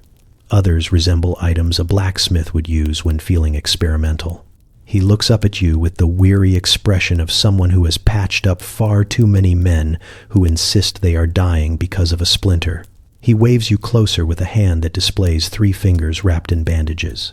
You hope, for both your sakes, those bandages were not self-applied. He asks what is wrong, and you explain the ache in your shoulder, trying to sound casual while your body betrays you with every movement. He prods the sore spot with the enthusiasm of a man squeezing fruit to see if it is ripe. The pain shoots down your arm, and you hiss through your teeth. The surgeon nods, apparently satisfied. He announces that your injury is not serious enough for amputation, which you did not think was on the table until he brought it up. He rummages through his supplies and pulls out a jar of ointment that smells like it lost a fight with a moldy garden. He smears it across your shoulder with broad strokes, humming thoughtfully, as though your arm is a canvas and he is painting a masterpiece only he can appreciate. He explains his treatment philosophy while he works, a series of beliefs that make your skin crawl in ways unrelated to the ointment. He talks about humors, circulation, and the importance of keeping one's spleen cooperative. You nod because disagreeing with a man holding forceps the size of small tongs feels unwise. He pauses occasionally to demonstrate a tool or gesture at a diagram pinned to the wall, drawn with such poor anatomical accuracy that you suspect the artist had never actually seen a human body. When another prisoner limps in with a cut on his shin, the surgeon directs him to sit on a crate and begins preparing thread and a needle that looks like it could mend sails. You try not to watch, but your ears pick up every detail, from the soft muttering of the surgeon to the prisoner's sharp inhale as the stitching begins. The surgeon works quickly, tying the thread with the confidence of someone who has practiced but not necessarily mastered the art. He finishes by pouring a generous splash of alcohol over the wound, not for cleanliness, it seems, but for dramatic effect. He turns back to you, wiping his hands on a cloth that should have been retired several years ago. He tells you to rest the arm when possible, which is amusing considering the ship's schedule allows no such luxury. He suggests exercises that resemble instructions one might give a marionette. Then, with the air of a man who has delivered excellent care, he dismisses you with a nod and returns to examining his jars as though deciding which ones are least likely to explode. You step back into the corridor, the smell of the ointment clinging to your skin like a stubborn memory. The prisoners nearby glance at you with the silent question everyone asks after visiting the surgeon. Did you survive intact? You lift your arm carefully and wince. They nod knowingly. One murmurs that at least he did not try to bleed you, which he apparently does for almost everything else, including headaches, melancholy, and boredom. As you return to your bunk, the ship swaying beneath your feet, you let out a slow breath. Your shoulder throbs, but the encounter leaves you with a strange, reluctant appreciation. Medical care here may hover somewhere between guesswork and witchcraft, but it exists, and sometimes it even works, or at least it works just enough to keep you alive for another round of labor. You feel it before you admit it. A heaviness in your limbs, a heat blooming behind your eyes, and a dull ache that refuses to identify itself properly. You tell yourself it is just exhaustion, the kind that settles into bones after long days of labor and longer nights of restless sleep. But by midday, your forehead burns, your breath turns shallow, and every sound on the ship seems sharper, brighter, more irritating, as though the Hulk has turned up its volume just to mock you. The prisoners around you catch on before you do, giving you the wary side glances usually reserved for men arguing with invisible enemies. By the time the bell rings for the next shift, the air feels thicker, as if you are inhaling through soggy cloth. You stumble once on the ladder, and a guard barks at you to watch your step, as though falling to your death is an inconvenience he cannot afford. You nod mutely and keep moving, though each rung seems farther apart than it should be. When you finally reach the lower deck, one of the older prisoners gives your face a long look, the kind usually reserved for doomed mackerel. He mutters that you have the fever. Not a fever. The fever, the one that drifts through the Hulk like an uninvited guest, selecting victims based on some mysterious preference for misery. The air down here does not help. It clings to your throat, thick with the smell of damp wood, sweat, and the sourness that rises from men too long trapped together. Every breath makes your chest tighten. The confinement feels closer now. The beams lower, the shadows deeper, as though sickness has sharpened your senses in all the wrong ways. When the coughing starts, you try to stifle it, but the sound rips through your ribs and bounces off the walls, drawing a few sympathetic nods but mostly resigned stares. Illness is a regular visitor here, and no one has the energy left for surprise.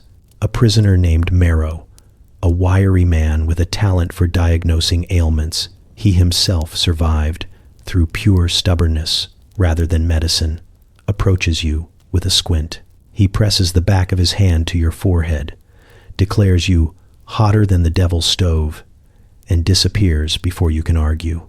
He returns moments later holding a small bundle of herbs tied together with a piece of twine that looks suspiciously like it was torn from someone's waistband. The herbs smell like a combination of burnt grass and disappointment. He instructs you to chew them. You stare at the bundle, then at him, hoping he is joking. He is not. You chew. The taste hits immediately, bitter, earthy, and aggressively hostile. It settles on your tongue like a punishment for every poor life decision that led you here. You gag, but Marrow taps your shoulder sternly and tells you to keep chewing unless you want to end up in the surgeon's hands again. That threat alone is enough to make you swallow the mixture in clumps, each bite worse than the last. Your stomach makes an unhappy sound, as though preparing paperwork to file a complaint. Your fever builds as the hours crawl by. Sweat beads along your hairline, trickles down your spine, and soaks into your thin shirt until the fabric clings like damp seaweed. The deck beneath you shifts in rhythms you cannot predict. Sometimes it feels like the ship is breathing too quickly. Sometimes it feels like the boards are tilting at angles they have no business tilting. You close your eyes, but the darkness spins faster than the light. The guards, unsurprisingly, show no sympathy. When you falter during labor, they prod you forward, telling you fresh air will strengthen you, which is difficult to believe since the air feels more poisonous than curative. One guard mutters something about malingering, a word that sounds too fancy for the situation, and you briefly consider passing out just to demonstrate your commitment. When the workday ends, the prisoners guide you back to your bunk, steadying you with quiet grunts of effort. Marrow produces another concoction, a liquid this time, brewed from herbs that smell even worse than the ones you chewed. He insists it will sweat the sickness out. The drink tastes like boiled despair with a hint of moss. Your tongue goes numb halfway through, which he considers a sign of success. You curl into your bunk, the boards hot against your back, your breath shallow and uneven. Around you, the ship's familiar noises continue. Creaks, drips, coughs, whispers. But they blur together into something distant, a soundscape softened by fever and fatigue. The shadows shift as lanterns sway, casting thin stripes of gold across your face. At some point during the night, you wake to the sensation of cold air on your skin, a relief so sharp it steals your breath. For a moment, you cannot tell if the fever has broken or if your body is simply too exhausted to maintain it. You exhale slowly, tasting the bitter medicine still clinging to your tongue. You are not well yet, but you are no longer sinking. And on a ship where illness can sweep through the berths like a tide, that small victory is enough to carry you into morning.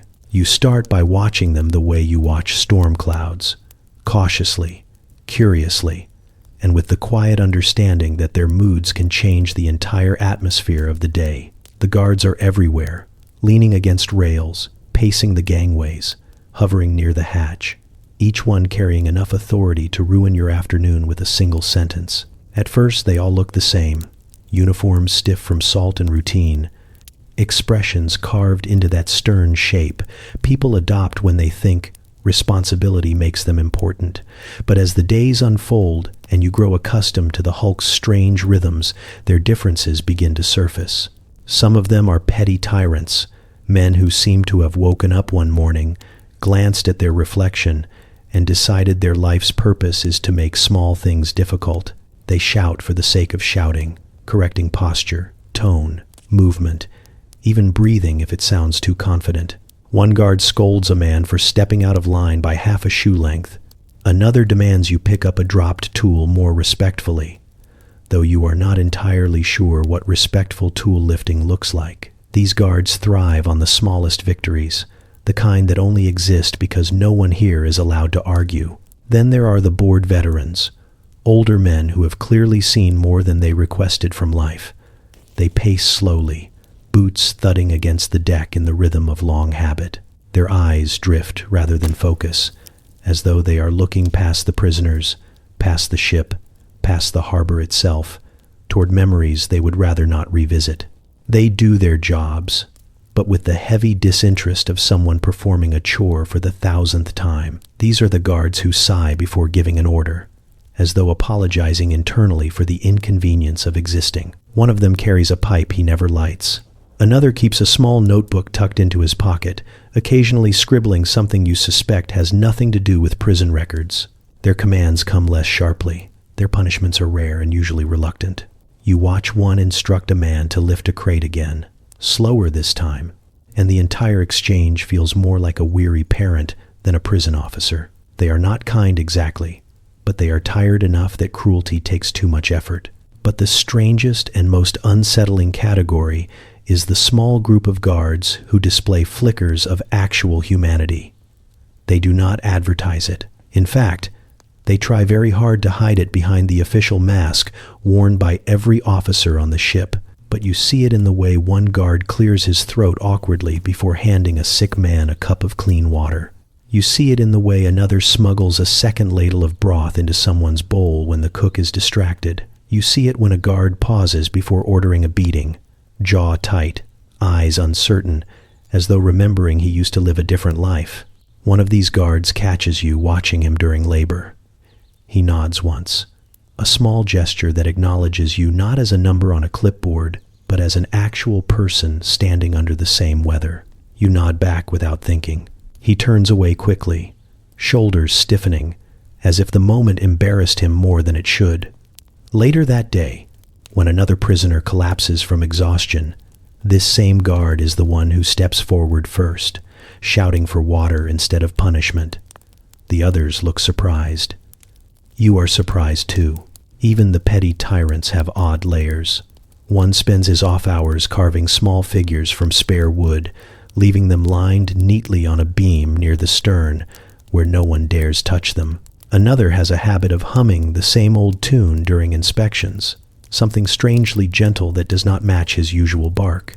You learn that if you stand in the right place, you can hear him humming before he rounds the corner, giving you just enough time to appear industrious.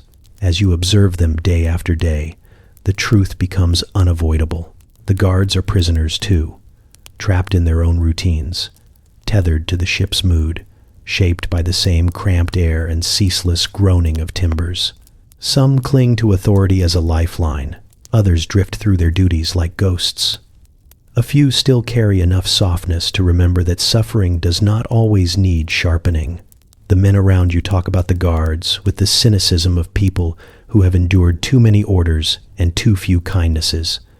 They mock them, fear them, resent them, but occasionally someone admits, in a low voice, that one particular guard looked the other way when he could have done worse.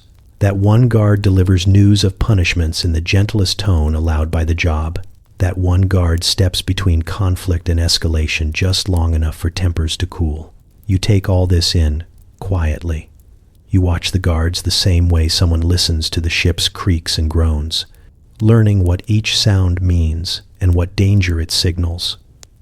Eventually, you understand that the guards are neither heroes nor devils. They are simply men caught between control and confinement, choosing every day which version of themselves they will become. On a prison hulk, that choice echoes louder than any shout. You learn about the black market the same way you learn most things on the hulk, by accident, by observation, and by the faint hope that asking questions will not get you stabbed with something improvised. It begins with a whispered exchange near the bunks one evening, two prisoners leaning in close, voices low and cautious, hands moving with that quick, secretive precision you usually see in street magicians or men picking pockets. You do not intend to eavesdrop, but noise carries strangely in the lower deck, and soon you realize you are overhearing a negotiation involving half a crust of bread, a twist of tobacco, and a promise so vague it might as well be smoke. Curiosity gets the better of you. Over the next few days, you keep your eyes open. You notice the subtle signals, the carefully guarded glances, the way someone taps twice on a beam before slipping something into a sleeve. You begin to realize that trade here works on a system older than the ship itself, built not from coins or paper, but from desperation, scarcity, and whatever a clever man can hide in his shoe without limping noticeably. Tobacco is the reigning currency. Even men who do not smoke hoard it because someone else always will.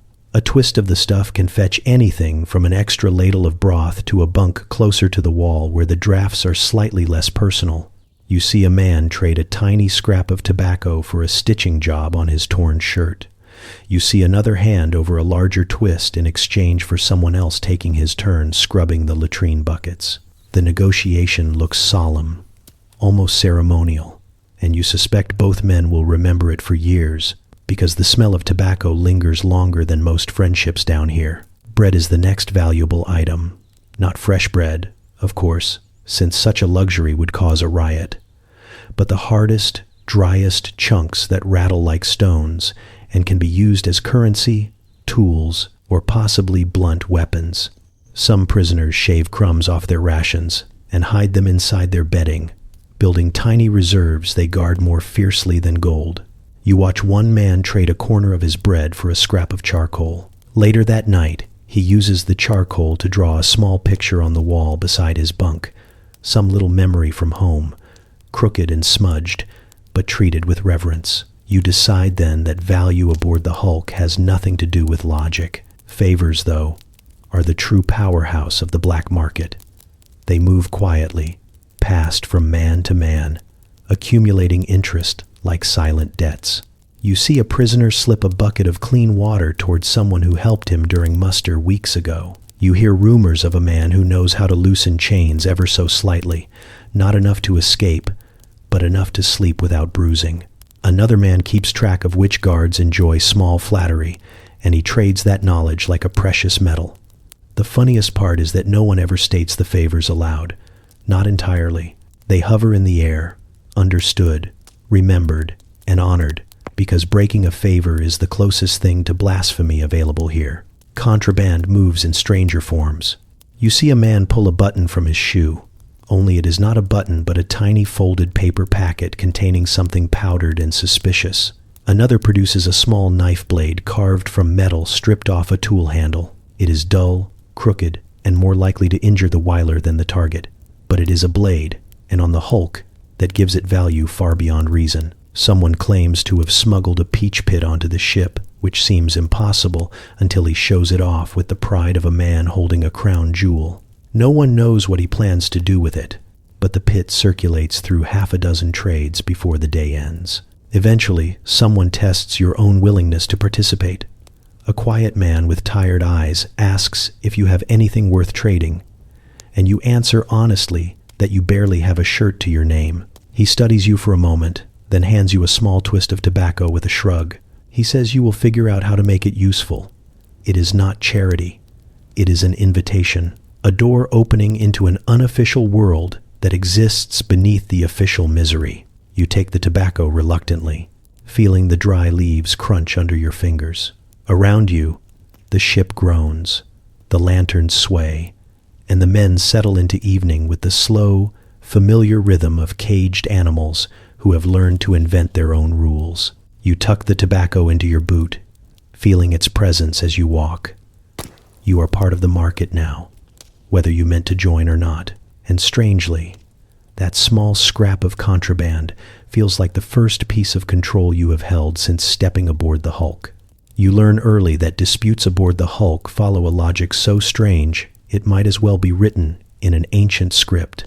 Men argue over anything: space, food, blankets, tools, noise, silence, whose foot touched whose foot, and whether or not the rats are forming factions. The confinements of the ship compress every irritation until it becomes personal, and you quickly understand that navigating conflict here requires more skill than avoiding the guards' tempers. It starts one evening when two men begin arguing over a spot on the deck no larger than a handkerchief.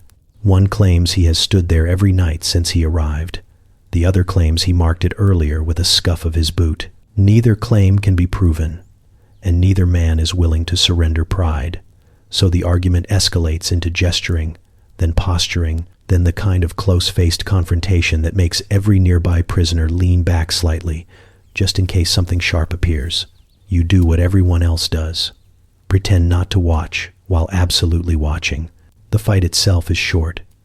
One shove, a clumsy swing, a scuffle that lasts less than a minute before a guard stomps over and breaks it apart with the authority of someone who does not care about causes or outcomes. Both men receive a warning, though you suspect the guard enjoyed the brief entertainment before remembering his role. When the crowd disperses, the disputed patch of floor remains unoccupied, as if the ship itself has swallowed the conflict.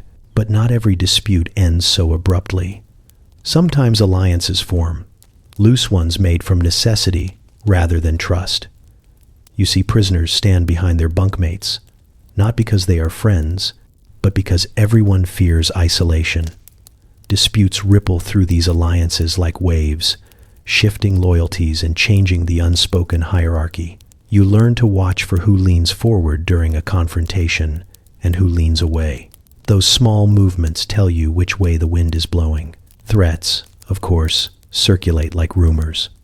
Soft-spoken, carefully disguised, delivered with the kind of polite tone that makes them far more unsettling. A man might say he hopes you rest well at night, but the look in his eye suggests your sleep schedule interests him too much. Another might ask casually whether you ever feel the ship rocking harder than usual, as though hinting that accidents happen on moving vessels. You discover that responding to such comments requires the right balance of acknowledgement and dismissal. Too firm and you provoke, too soft and you invite more attention. You aim for a middle path, the kind that says you are aware, but not startled enough to be fun. Then there is the rat believer.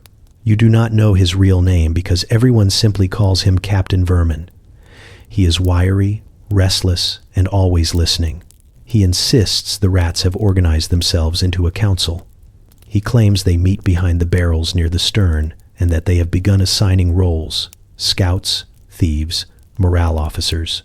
He warns you not to leave crumbs anywhere unless you want to owe the Rat Council a favor.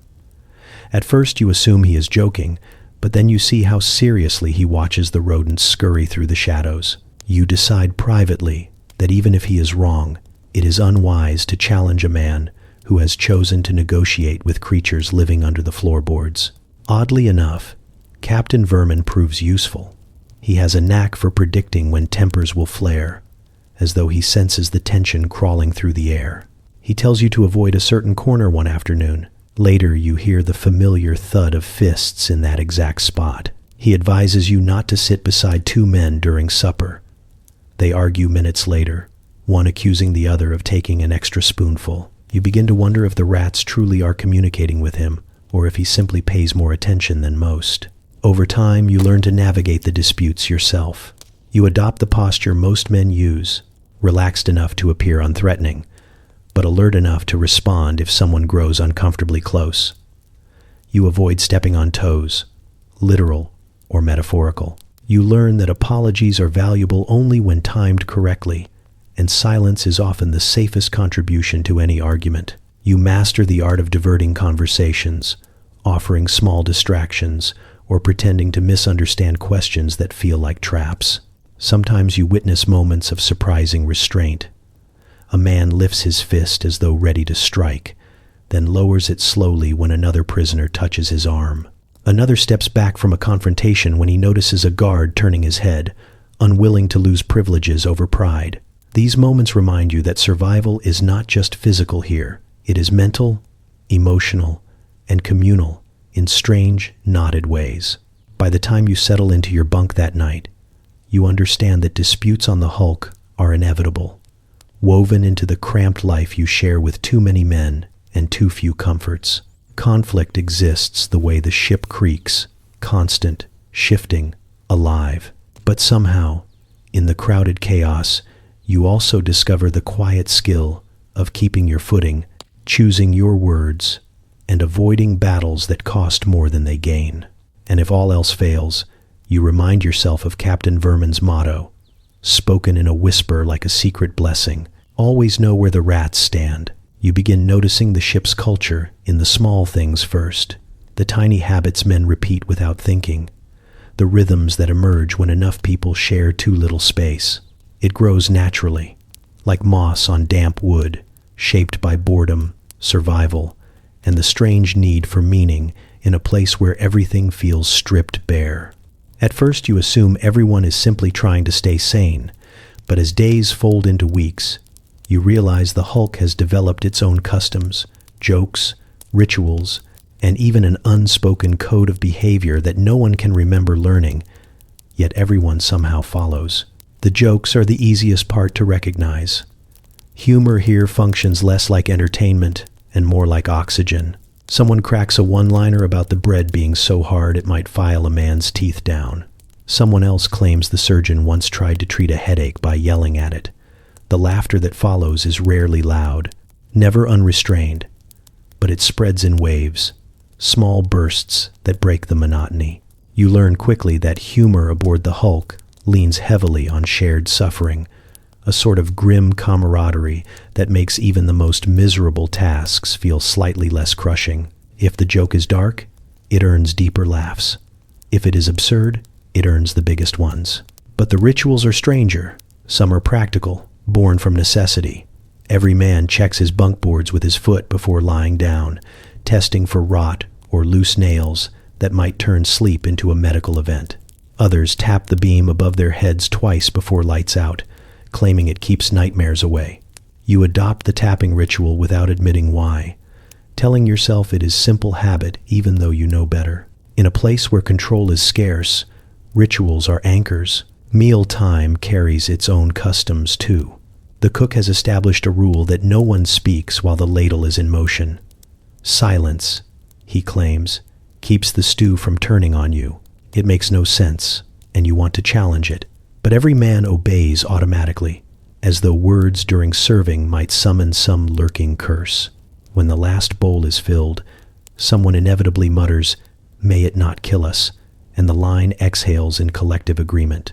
The superstitions bloom thicker than the mold along the beams.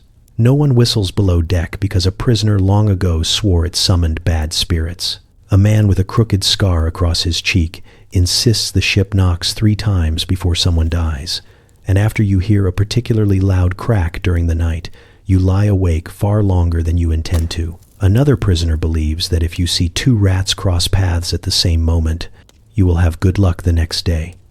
You witness it once, and the next morning a guard forgets to check your chain, giving you an extra moment of ease. You do not publicly credit the rats, but privately you note the coincidence. The storytelling tradition is the heart of the culture, beating steadily through every evening. When labor ends and men gather in the dim glow of lanterns, stories begin to circulate. Some are true, most are not. But truth matters far less than delivery. A man with a slow, deliberate voice tells tales of ghost ships that wander the coast. Another recounts the adventures of a thief who once escaped prison by climbing through a drain pipe, although the details change every night, suggesting the narrator enjoys creative freedom more than accuracy. Even the silent prisoners lean closer when the storytelling begins, their faces softened by flickering light. One night, a younger man recites a tale about a convict who charmed a guard by teaching him a song from home. The story ends with the guard helping him escape into the night. The listeners groan, calling it nonsense, but they ask him to tell it again 2 nights later. Hope, even when fictional, is a rare and valuable resource. Sometimes you contribute, tentatively at first. You describe a memory from your childhood, a story so simple you expect no one to care. But they listen. They nod. One man chuckles at a detail you nearly omitted. The weight in your chest loosens a little. You realize then why storytelling thrives here. It allows the prisoners to step outside the ship for a few minutes, to be elsewhere in their minds even when their bodies remain chained to the hulk. The culture surprises you not because it exists, but because it feels alive. It shifts, grows, adapts. A thing shaped by men who have very little, yet still manage to build meaning from the scraps left to them. You begin to rely on the jokes, the rituals, the whispered superstitions that travel through the dark. They tether you to something human, something communal. And as another night settles around you, the lantern lights swaying with the tide, you listen to a new story unfold and realize you have become part of the living lore of the ship, another thread woven into the strange tapestry that holds the hulk together. You learn very quickly that weather aboard the hulk is not something you experience so much as something you endure. It announces itself in creaks, in shudders. In the uneasy way, the ship seems to tense like a living creature bracing for impact. You have felt bad weather before, but land weather behaves differently, politely even. On land, storms rage outside your walls. Here, they crawl straight through them. The first storm you encounter arrives without ceremony. One moment the harbor sits in a moody gray hush. The next, the sky splits itself open with a gust that sends every loose rope on the ship snapping like whips. Rain hits in sheets, cold and relentless, drumming against the deck with the enthusiasm of an angry drummer overdue for a meal. The timbers groan so deeply you feel the vibration through your feet. The men around you stiffen instinctively, some gripping beams, others muttering quiet acknowledgments to whatever powers they believe control the sea. The ship pitches more than you expect for something chained to the shore. It rolls, not enough to send you tumbling, but enough to make your stomach sway as if trying to match the rhythm. Wind howls between the ribs of the hulk, slipping through every crack and seam until the interior feels like a series of drafty lungs exhaling over your neck. You try to steady yourself, but the boards under your boots have opinions of their own, shifting just enough to remind you that your footing is a privilege, not a right. Later that night, the storm grows wilder. Lanterns bow in the gusts, their flames trembling, throwing wild shadows across the lower deck.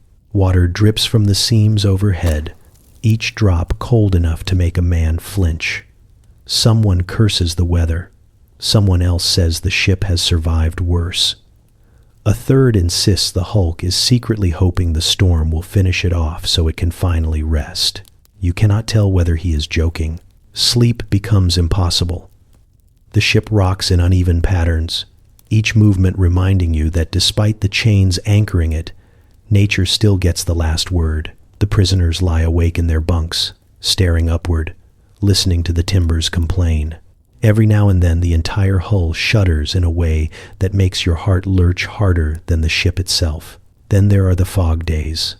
The first time you see it, the world outside the deck looks erased, the shoreline swallowed whole, the water blending with the sky in a featureless white that devours sound. You stand at the railing and feel like the ship has drifted into nothingness. Voices carry strangely in the fog, stretched thin, distorted, as if spoken underwater. The guards pace more loudly during these mornings, perhaps afraid the world has forgotten them, or perhaps hoping it has. Fog wraps around the hulk like a cold blanket that someone forgot to warm, pressing against your face with damp fingers. It soaks into your clothes, your hair, even your breath, until you feel washed out and faded. Some men claim fog makes the ship quieter. Others say it makes it louder. You discover they are both right, depending on where you stand.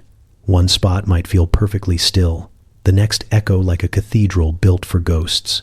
But it is the cold that tests you most. Winter on the hulk does not arrive with clear announcements.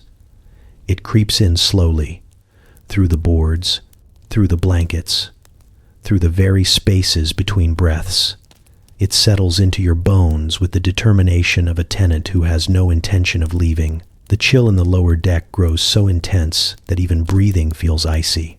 You wrap your arms tighter around yourself at night, pulling your thin blanket close as if it can make a meaningful difference. Your fingers numb during labor. Your jaw trembles so hard you expect your teeth to file themselves down. Some men stuff extra cloth into their sleeves. Others pace constantly when not working, trying to generate warmth through motion. You learn to move your hands often, clench, unclench, anything to keep the blood from abandoning them entirely. The guards do not seem bothered by the cold, though you suspect they simply pretend better. They pace briskly, calling out orders that puff white clouds into the air. When they turn their backs, you sometimes catch them rubbing their arms or stamping their feet, small movements they would never admit to. Weather on the hulk is not an inconvenience. It is a presence, a companion you did not invite. Storms shake you awake. Fog steals the edges of the world. Cold burrows into your joints and sets up camp. You endure each shift, each season, each sky change, learning that nature has a sharper sense of humor than any prisoner aboard. And yet, when dawn breaks after a long night, when the storm quiets or the fog lifts, you find yourself standing on deck, staring out at the fragile stretch of horizon. For a moment, the hulk feels almost peaceful, uncomfortable, cold, creaking, but peaceful in the way only something battered and stubborn can be. You hear them before you see them. The shuffle of boots on gangplanks, the clank of irons being adjusted, and the familiar grumble of guards who sound personally offended that the world keeps producing new prisoners for them to supervise. You have been aboard long enough to recognize the rhythm. Chains first, curses second, despair third. It is almost ceremonial. The ship itself seems to sense newcomers approaching, timbers giving a small groan as if bracing for fresh disappointment. When the new prisoners appear on deck, they look like livestock presented for inspection, wide-eyed, bewildered, and trying very hard not to trip over their own restraints. Some squint at the hulking black silhouette of the ship as though hoping it is merely a badly constructed joke. One man mutters a prayer.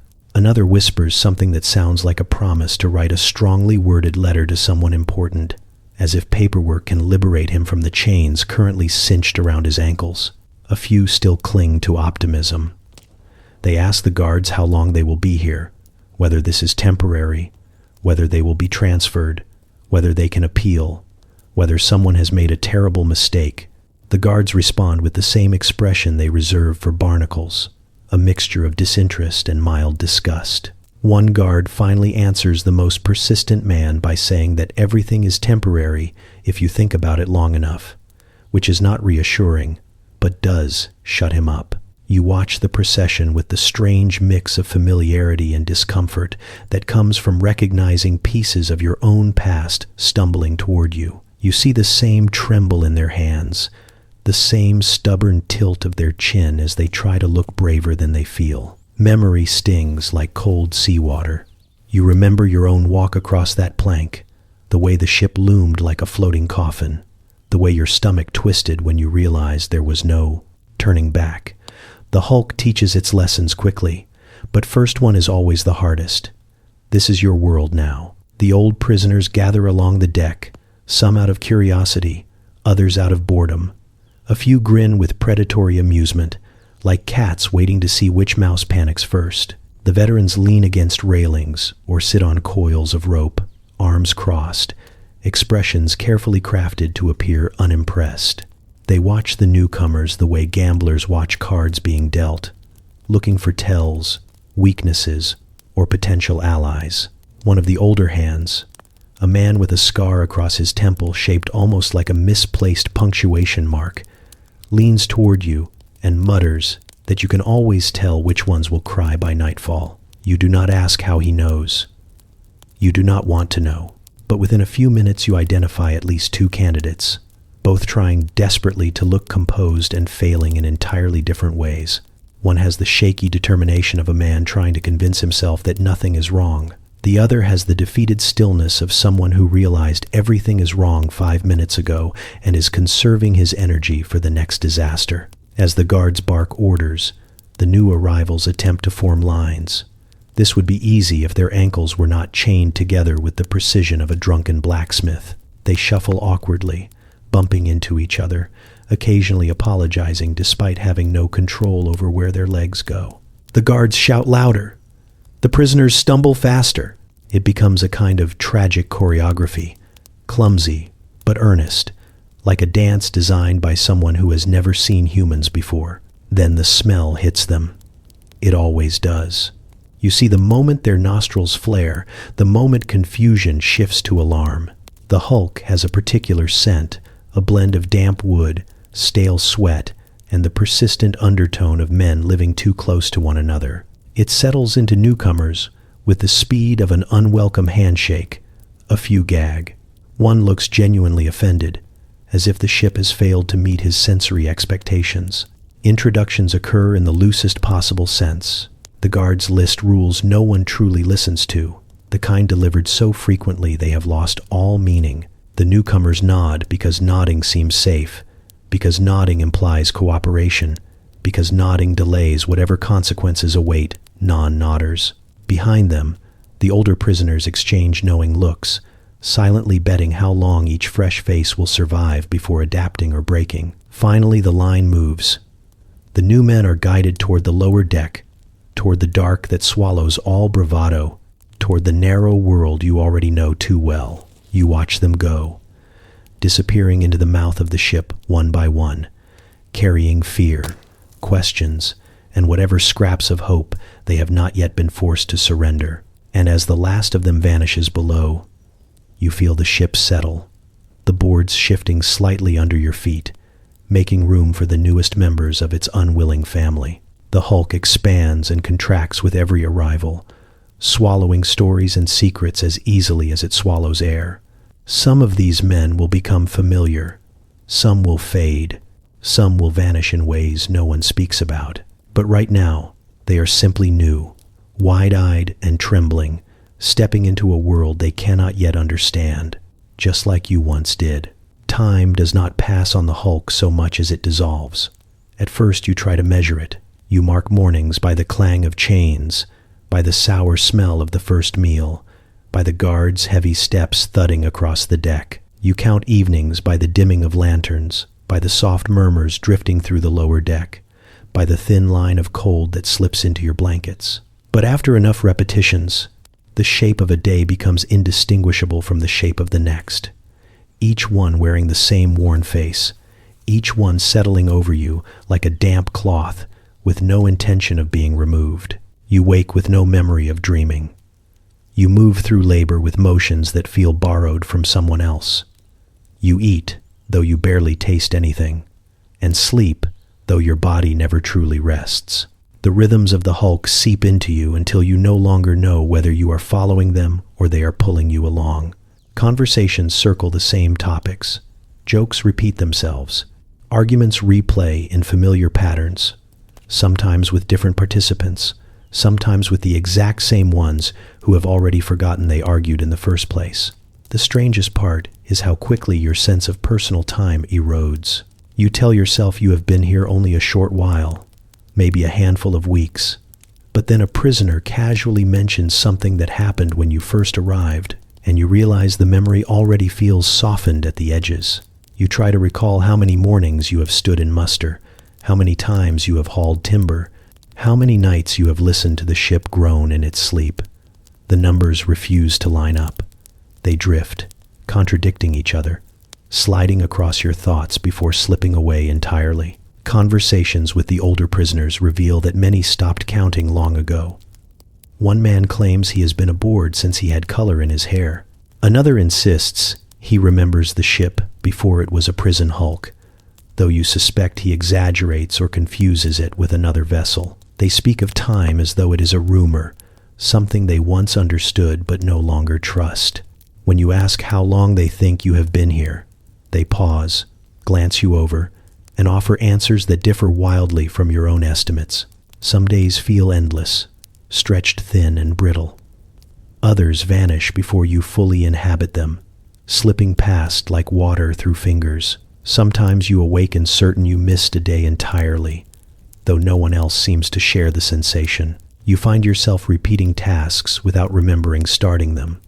The scrape of a shovel, the rasp of a saw, the repetitive motion of coiling rope, all blend into one continuous gesture that spans across countless hours. You begin to lose track of your thoughts too. Ideas that once felt sharp now float like driftwood, bumping into one another without direction. You speak less, not because you have nothing to say, but because you no longer know which thoughts matter. Some men cope by talking endlessly, recounting the same stories again and again as if anchoring themselves in repetition. Others withdraw into silence, staring at the same knot in the wood for minutes at a time. You hover somewhere in between, unsure which path leads to fewer frayed edges. It becomes harder to remember who you were before Hulk. Your old routines blur.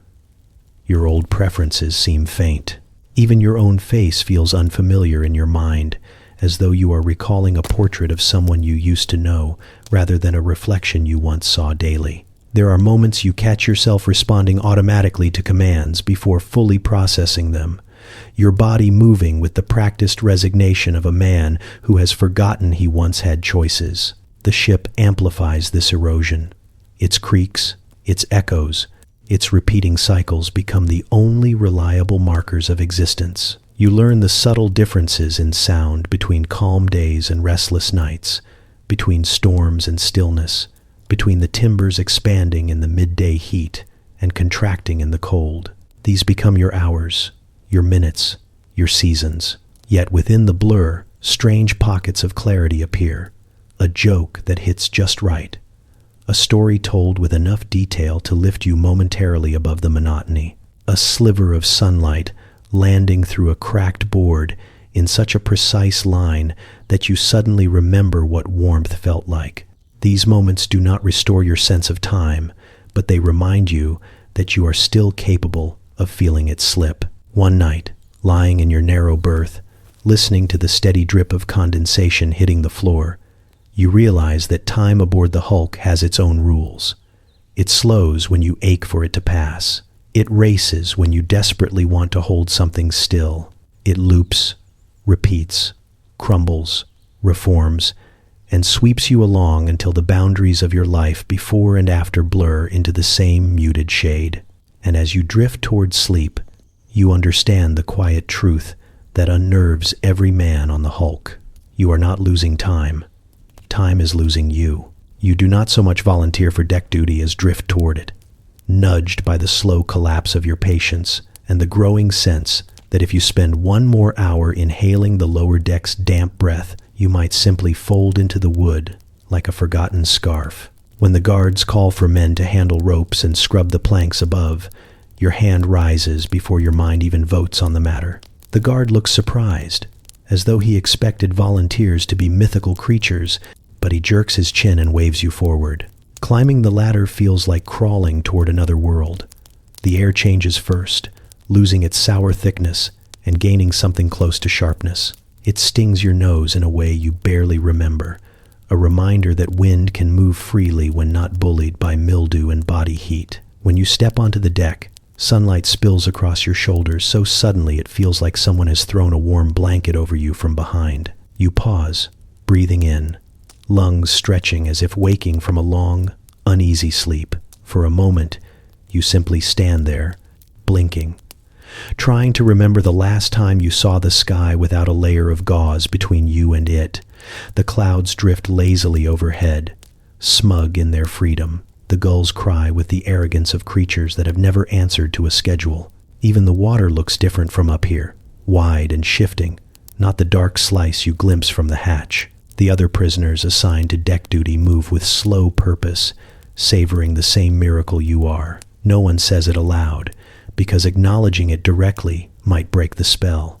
But every man's shoulders loosen just a little. Even the guards seem less monstrous in daylight, their faces less severe, their silhouettes less looming.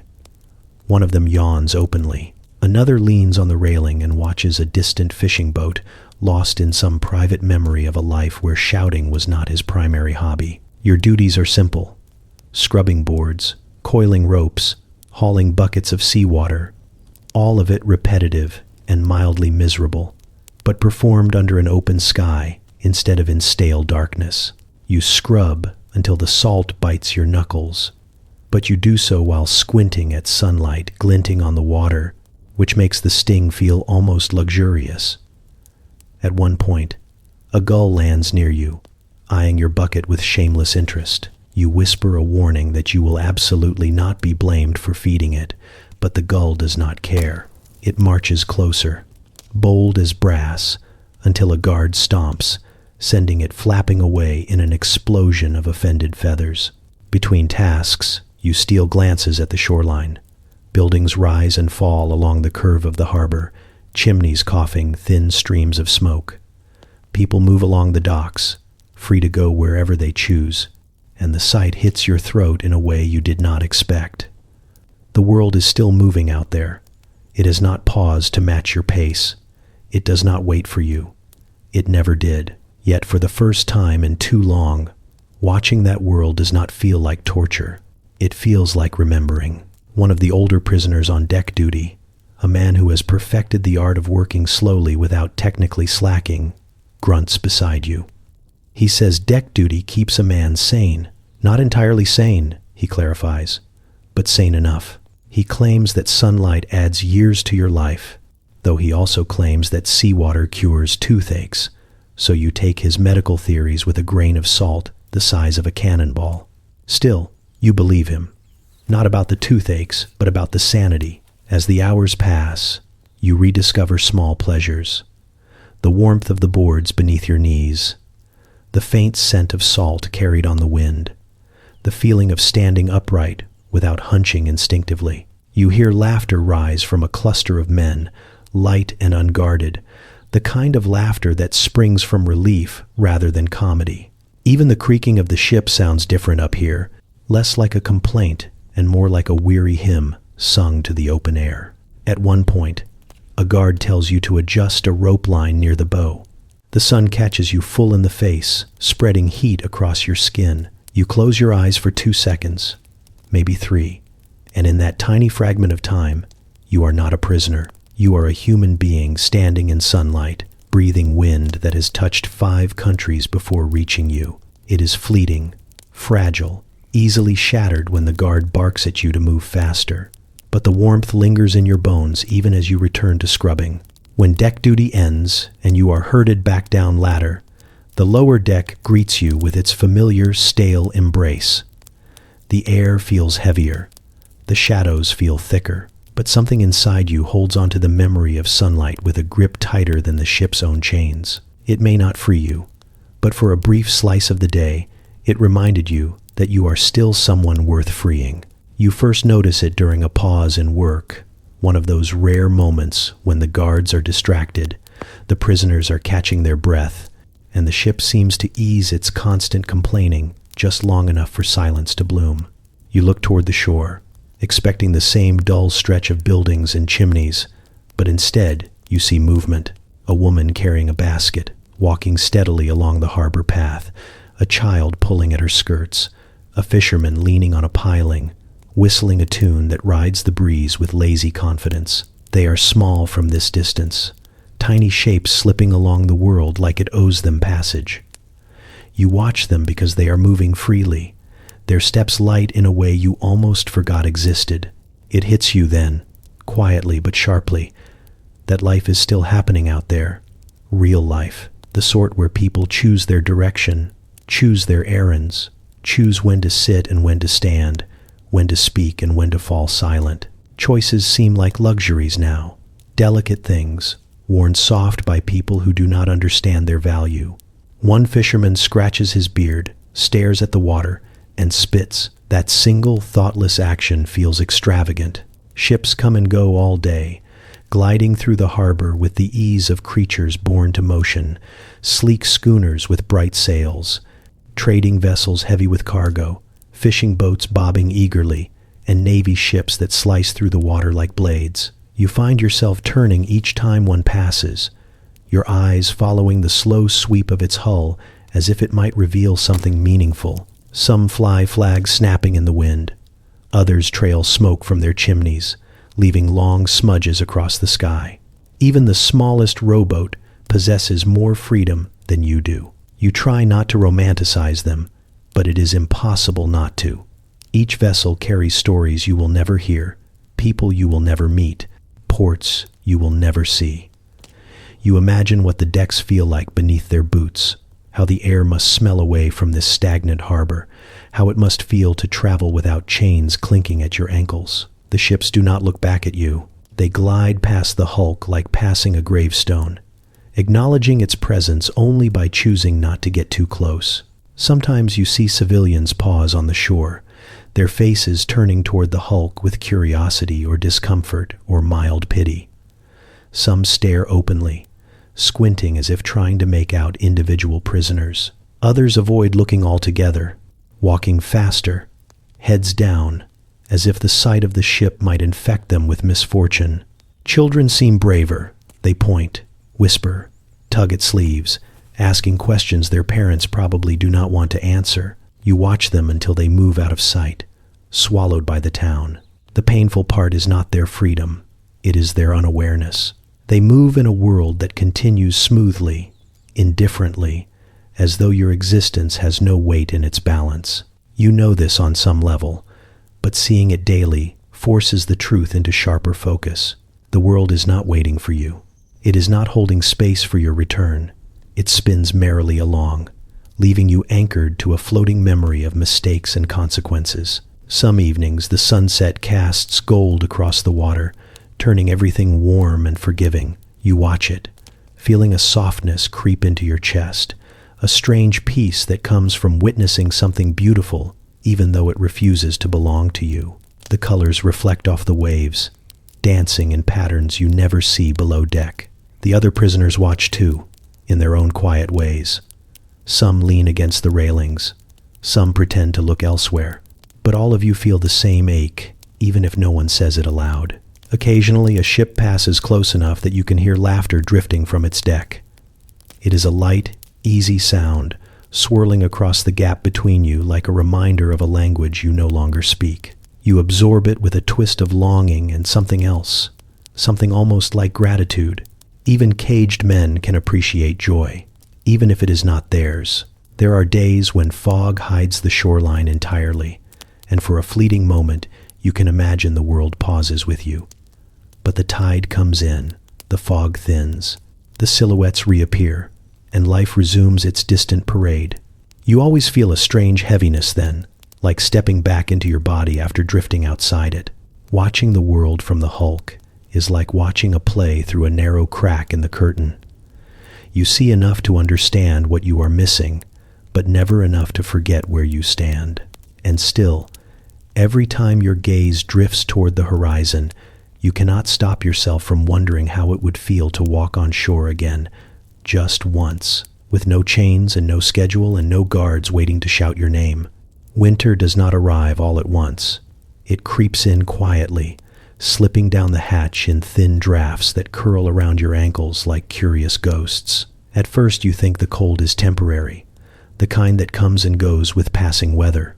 But soon it settles with the confidence of something that has packed luggage. The air aboard the hulk grows sharper each morning, biting at your cheeks, stinging your nose, and turning every exhale into a small flicker of mist.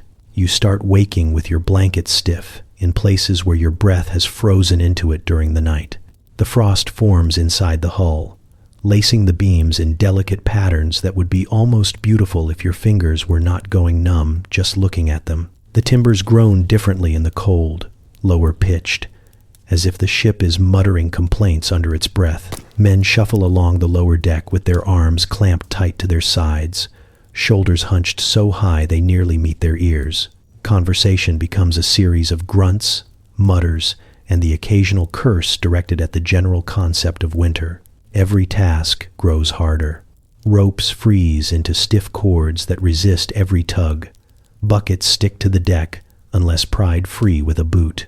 Even the morning muster becomes an exercise in endurance. Prisoners lined in trembling ranks while the guards pace between them, exhaling great plumes of mist that make them look like irritated dragons. One guard claims the cold toughens men. Another admits his toes have not thawed since Monday. You suspect he exaggerates, but not by much. Your fingers suffer most. No matter how tightly you shove them beneath your arms or into your sleeves, they ache ceaselessly. The skin cracks along your knuckles until they bleed in thin red lines, which sting horribly during labor. You see other prisoners wrap cloth around their hands, improvising gloves that look more like bundled rags. Some manage to warm their fingers briefly by pressing them against lanterns, though this is usually interrupted by a guard shouting about fire hazards. You try it once and nearly sear off a layer of skin, but for a moment, the heat feels miraculous. The rations somehow grow worse in winter. The broth is thinner, the bread harder, the salted meat colder than your own mood. Steam never rises from the bowls, which means the cook has successfully achieved the rare feat of making a hot meal colder than the air. Men gather around their food like desperate archaeologists drilling into ancient ice, hoping to find something edible preserved inside. You chew numbly, your jaw stiff enough to feel like a reluctant hinge. Complaints become the soundtrack of winter. They echo through the lower deck with the same persistence as dripping water. One man blames the cold for every ache he has ever had, and a few he invents on the spot. Another insists his bunk is colder than everyone else's, a claim he repeats so passionately that you wonder if the boards beneath him are secretly haunted. Even the veterans, who normally keep their commentary to a minimum, grumble about frost settling on their blankets like an unwanted roommate. Yet while the prisoners suffer, the rats seem delighted. They skitter boldly across the beams, plump and energetic, thriving as though winter is their own private holiday. You catch one dragging an entire scrap of bread with a determination usually reserved for heroes. Another nestles in a warm pocket between barrels, fur puffed out proudly. Captain Vermin, the man convinced the rats hold meetings, claims they grow more organized in the cold. You try not to think about what that implies. Nights are the worst. The cold sinks deepest then, filling the lower deck inch by inch until it feels like sleeping inside a carved block of ice. You curl into your berth, pulling your knees to your chest, hoping to trap what little heat your body still remembers. Every movement sends a shiver through you. The men around you shuffle under their blankets, creating a chorus of rustling cloth and chattering teeth. Lanterns flicker weakly, producing more shadows than warmth, and the darkness seems thicker, heavier, as if winter itself is pressing down on the ship. Sometimes you wake before dawn with your fingers stiff and unresponsive. You pry them open one by one, whispering curses at the cold as though it might take offense and leave. You imagine warm places, hearth fires, wool coats, steaming mugs, anything that could thaw the frost settling inside your bones. But the hulk is a stubborn beast, and winter has chosen it as a nesting ground. Still, beneath all the misery, there is a strange solidarity that forms. Men huddle closer during meals. They share cloth scraps, rub their hands together, and swap strategies for staying warm with the seriousness of generals planning a campaign. Laughter becomes rarer, but more precious. A single joke can warm an entire group longer than any lantern. By the time you crawl into your bunk again, the cold has become a constant companion, something you tolerate rather than resist. You lie listening to the ship creak under winter's weight, knowing it will outlast you, outlast all of you, and continue complaining long after the frost melts. Winter is not a season here. It is an opponent.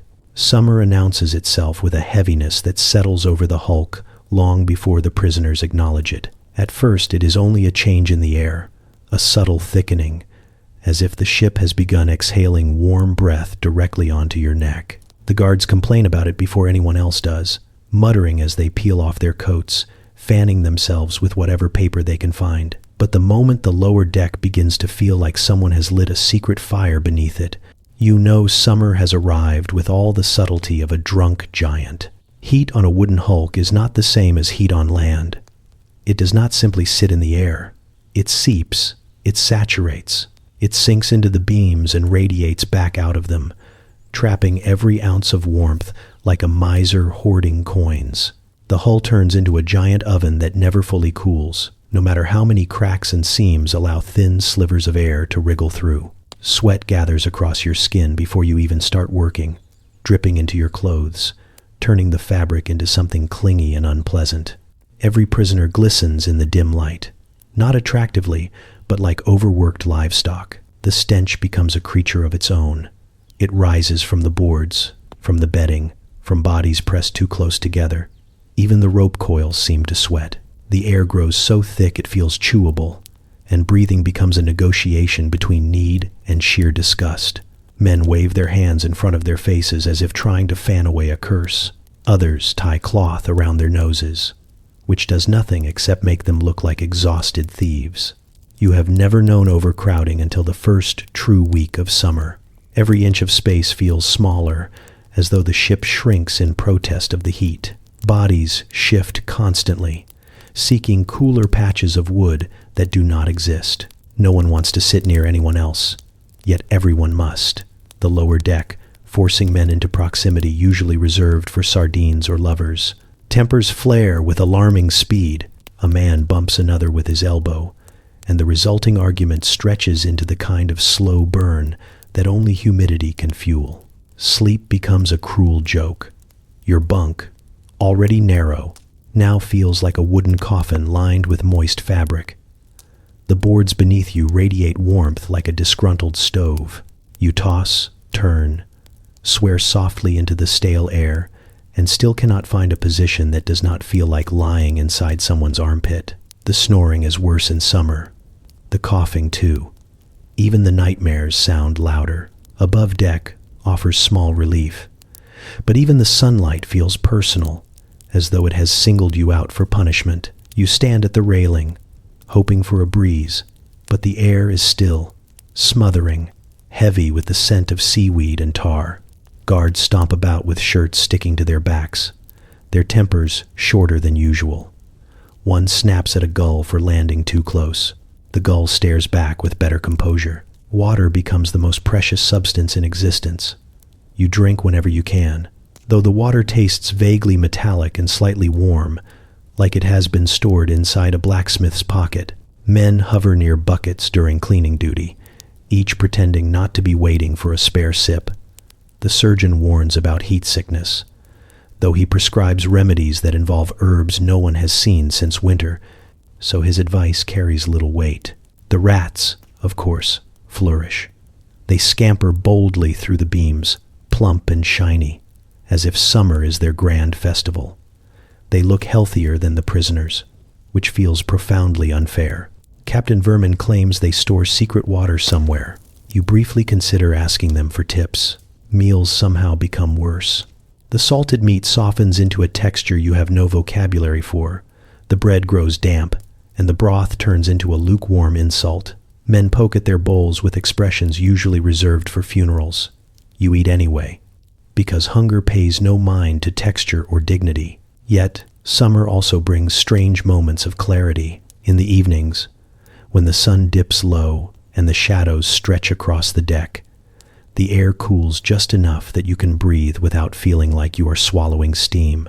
Men sit quietly at the railing, sweat dried into salty maps on their faces, staring at the shimmering horizon. Their expressions soften, the heat stripping away anger and leaving only exhausted humanity behind. You stand among them, watching the sky turn colors that feel impossibly gentle compared to the day you just survived. For a few minutes, You can almost forget how the Hulk smells, how it feels, how it suffocates. You can almost pretend you are simply a man watching summer drift across the water. And then, night settles in, bringing with it a fresh wave of warmth that coils around your body like a damp serpent, ready to begin the cycle all over again. You know something unusual is happening long before the guards say a word. There is a peculiar energy on deck, a restless stir among the prisoners, the kind that spreads through cramped bodies like static. Men keep glancing toward the gangway, toward the officers pacing with too much purpose, toward the small stack of paperwork clutched in the warden's hands. Even the gulls seem nosier today, circling low as if hoping to witness a spectacle. Then the order is shouted, "Muster for transfer." The words hit the Hulk like a hammer. Conversations stumble into silence. Tools pause mid-lift. Every man stiffens slightly, just enough to betray that tiny spark of fear no one ever admits to. Transfers mean change. Transfers mean uncertainty. Transfers mean you might leave this floating misery for a completely different one. And somehow, the familiar suffering of the Hulk begins to feel almost comforting in comparison. The prisoners gather on deck in uneven lines. The guards stand taller, not out of pride but out of the need to look like they control a situation even they do not fully trust. The warden unfolds the list with exaggerated slowness, as if savoring the tension he has created. Men shift their weight, each pretending they do not care, each listening with an intensity that tightens their jaw. The first name is called. A man 3 rows ahead of you flinches. His eyes widen, not with joy, not with sorrow, but with the blank confusion of someone who has just been informed. His entire life is being packed into a different box. He steps forward slowly, the chain at his ankles rattling with a sound that feels heavier than metal. 2 guards take hold of his arms and move him aside, neither gently nor cruelly, simply efficiently. More names follow. Some men mutter prayers. Some stare at the deck. One curses softly under his breath, though no one blames him. A transfer could mean land, stone walls, cells with barred windows instead of lower decks that smell of mildew and misery. Or it could mean the voyage to Australia, months at sea, storms, sickness, and the kind of distance that erases a man from the life he once had. When a name is called, the reaction varies. A few men straighten their backs, trying to appear brave, though the twitch around their eyes betrays them. Others look relieved, eager even, convinced that anything must be better than this. Some stare hollowly, too worn down to process the moment, but nearly all share one trait. They pretend this does not terrify them. At one point, the warden calls a name that earns a collective inhale. It is a man known for his biting humor, for laughing at misfortune with the skill of a man who has long made peace with chaos. Now his expression cracks. He steps forward, but his smile slips away, replaced with something fragile. You watch him go, and the deck feels colder for it. No one speaks during the process. The list seems to stretch on forever, each syllable rolling out like a verdict. Transfers remind every man aboard that the Hulk is not a sentence unto itself, but a waiting room for whatever the Empire decides next. You feel it in your bones, that thin thread of uncertainty that binds you all together. When the last name is called, the chosen men are lined near the gangway, shackled but upright. Some stare at the horizon, some stare at their own feet. One tries to glimpse familiar faces in the crowd, perhaps hoping for a silent farewell. The guards begin moving them toward the boat that waits to ferry them to shore. The chains clatter in uneven rhythm, a sound too final for comfort. You watch them go, realizing how strange it is to envy and pity them in equal measure.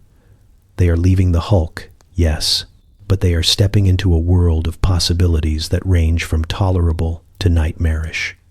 You remain behind, tied to this floating purgatory, watching the transferred men shrink into distant figures. As the boat pulls away, the prisoners around you shift back into their routines. The guards shout for order. The warden folds his list. Life on the Hulk resumes, swallowing the moment as though it never happened. But you feel the hollowness left behind by their absence. Bunks will lie empty tonight, Voices will be missing from the evening murmurs. The rhythm of the ship will change. Subtly, but unmistakably, you step away from the railing, knowing that tomorrow will look exactly like yesterday, and knowing too that someday, perhaps sooner or perhaps much later, your own name will be called. And whatever waits on the other side of that moment will be just as terrifying. You know something is wrong long before anyone says it aloud. The man in the bunk across from you has been coughing for days, the kind of cough that rattles deep in the ribs and leaves a faint metallic taste in the air. At first he waved off concern with a tired grin, insisting it was only the cold, or the damp, or the way the air squeezes the lungs down here like it is trying to make room for itself. But last night he barely spoke, slipping into a restless half-sleep punctuated by shallow breaths and long silences that stretch too far. By morning, the entire lower deck feels different. The ship groans the same way it always does, but the men around you move slower, more cautiously, as if they are trying not to disturb something fragile. You sit up and look toward his bunk. He lies still, too still, the blanket rising only a fraction before settling again. Someone calls his name softly. No response. Another tries shaking his shoulder, gently at first, then more firmly. His head rolls with the motion, loose, unresisting. A hush spreads through the row like ink across water. No one panics. No one cries out. Death on the hulk is not rare enough to shock, but not common enough to ignore. It sits in that uncomfortable middle ground where everyone knows what happens next. Yet half of them avoid looking directly at the body out of superstition. You feel your stomach tighten. You did not know him well, but you knew the sound of his laugh, the rhythm of his shuffle, the way he saved crumbs from his bread, as if planning for a future even he did not believe in. A guard is summoned. He arrives with the bored expression of someone who has seen this too many times to muster fresh emotion for it. He checks for a pulse with 2 fingers, waits longer than necessary, then grunts to himself, confirming what everyone already knows. He calls for 2 men to assist. No pleas, no hesitation, just the mechanical voice of duty. The chosen prisoners step forward without argument. They lift the blanket and wrap it around the body with a kind of muted care, adjusting it until the outline of the man beneath is softened, indistinct. You watch their hands as they work. They do not rush, nor do they linger. They have learned the pace expected in these moments, a kind of grim efficiency, built from routine and the quiet understanding that the dead deserve respect even when the living have so little to spare. No prayers are said, no final words offered. The hulk does not encourage rituals beyond those necessary to keep order. The body is lifted, carried down the narrow aisle between bunks, and taken toward the hatch. Men shift aside silently, eyes lowered, making room without being told. You do the same when the body passes you. You cannot help glancing at the blanket, noticing how small it looks in their arms, how light. It is unsettling, this sudden reduction of a man to something that can be carried so easily. They bring him above deck. You follow at a distance, wanting to witness but not wanting to intrude. The morning air hits you with its cold clarity, sharper than usual, as if the world itself is acknowledging the moment. The body is placed near the railing. The guards check a ledger, scratching notes in stiff, practiced strokes. A cart waits on the dock below, hitched to a horse, swishing its tail with utter indifference. When they lower the body into the boat that will ferry it ashore, the hulk watches without expression. The ropes creak, the water ruffles.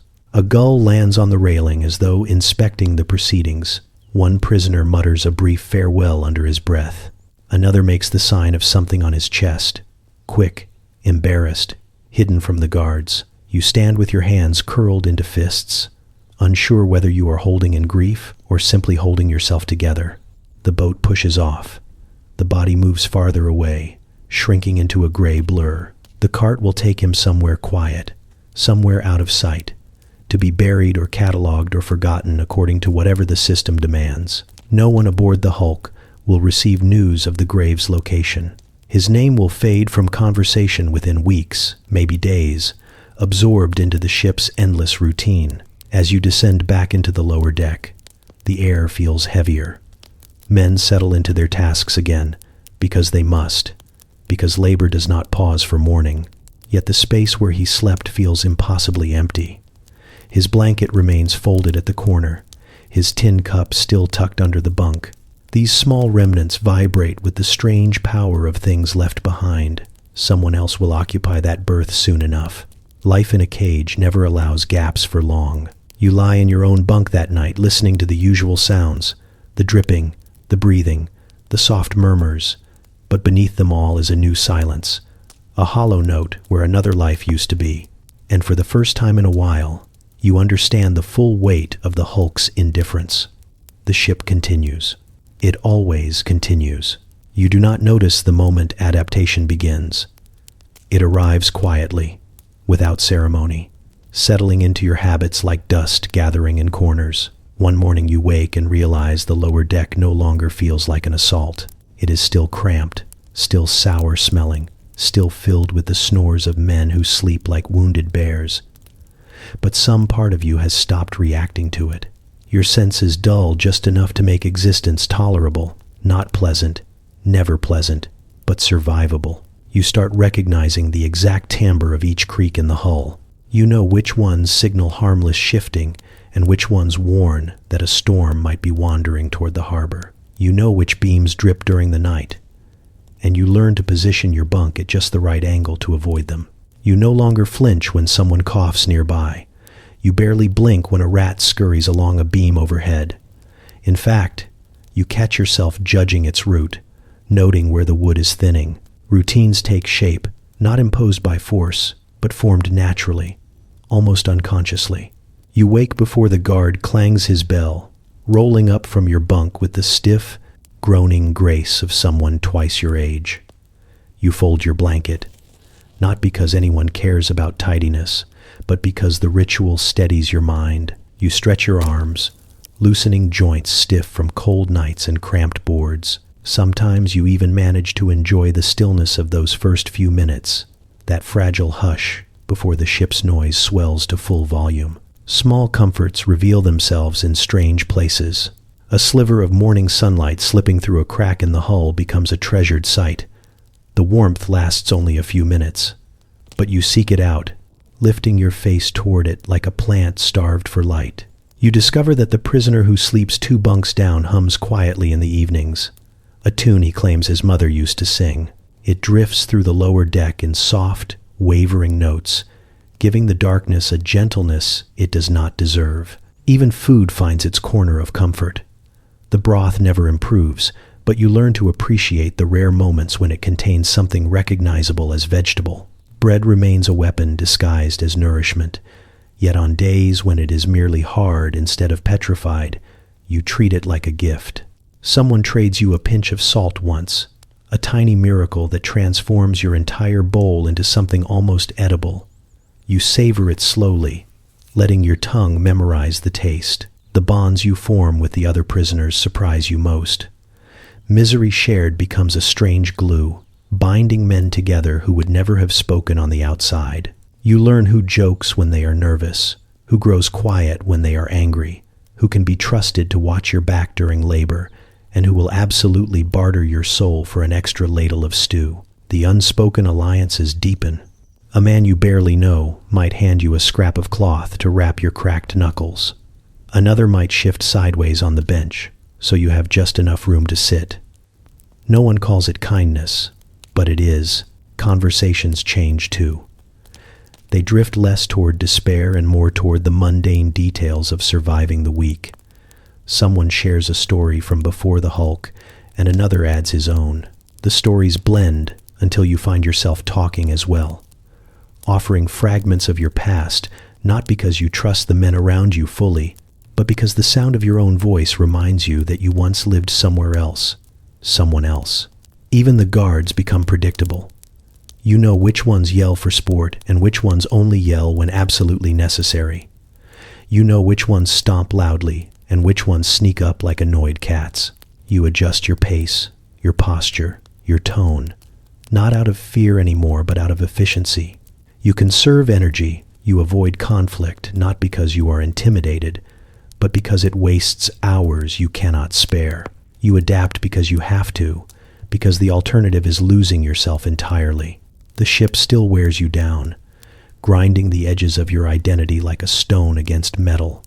But beneath that abrasion, something stubborn remains, a shard of self that refuses to disappear. One evening, lying on your bunk as lantern light sways across the ceiling, you realize you are not fighting the Hulk every moment of every day anymore. You are moving with it, bending around it, carving out a space one breath at a time.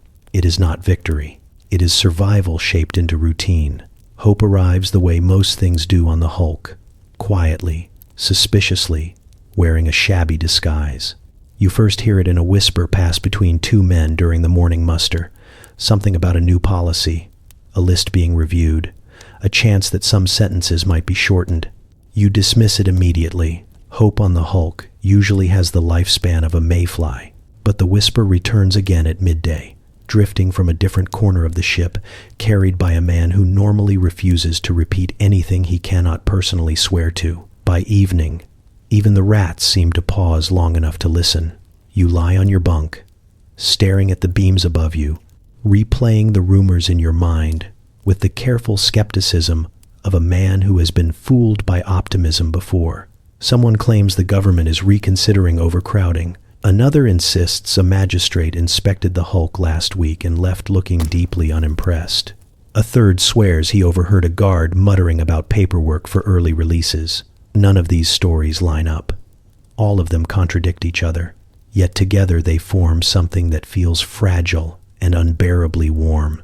You try not to show interest. Men who look too hopeful on the Hulk attract the same attention as men who look too wealthy in a gambling den. But the shift in atmosphere is undeniable. The prisoners move with a strange alertness, the kind usually seen in animals that sense a change in weather. Even the guards act differently, responding to questions with less bark and more sigh. One of them, a veteran with an impressive ability to look bored in any situation, actually tells a prisoner to keep his chin up. This is so deeply out of character that you nearly drop the bucket you are carrying. During labor on deck, you catch fragments of conversation between two officers. Their voices carry poorly in the wind, but you hear enough to piece together that someone important has sent a message. Something about numbers, something about reductions, something about the need to shift men out. They speak in clipped tones, clearly annoyed about the extra work such changes would bring. But annoyance means something is happening. Annoyance is better than nothing. That night, the storytelling circle takes on a different tone. The usual tales of ghosts, thieves, and improbable escapes fade into the background, replaced by quiet discussions about what release might look like. One man insists he will find honest work. Another mutters that he will never touch a bar again. A third says he wants nothing more than to sleep in a real bed without listening for drips or footsteps. You sit listening, arms wrapped around your knees, letting the warmth of their hopes seep into your bones. You do not speak your own dream aloud. Speaking it feels dangerous, like handing it to the ship so it can snap it in half. But you think about it intensely. You picture walking on solid ground again, feeling dirt beneath your boots instead of boards that creak in protest.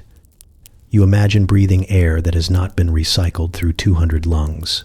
You imagine silence not filled with groans and chains, but with wind rustling through trees, with the distant chatter of normal life. The thought swells inside you until it almost hurts. The next morning brings another sign. The warden is in a foul mood, pacing with a stack of papers tucked under his arm and muttering about revisions. Everyone watches him with the same expression, suspicion mixed with a flicker of anticipation. Even the petty tyrant who usually enjoys barking commands seems too preoccupied to harass anyone. He glances at the sky often, like a man expecting news to fall out of the clouds. When the sun sets, you find yourself standing at the railing, staring at the harbor with its glittering lights.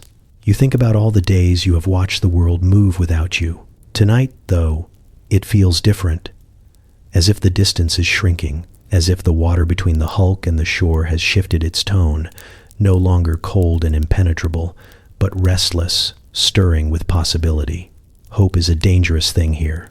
Men have cracked under its weight far faster than they ever broke under despair. You remind yourself of that as you lie back down, pulling your blanket to your chin, listening to the gentle rumble of snores and the soft tapping of rats exploring the beams. But danger or not, the feeling remains. For the first time in a long while, the tide seems to be turning.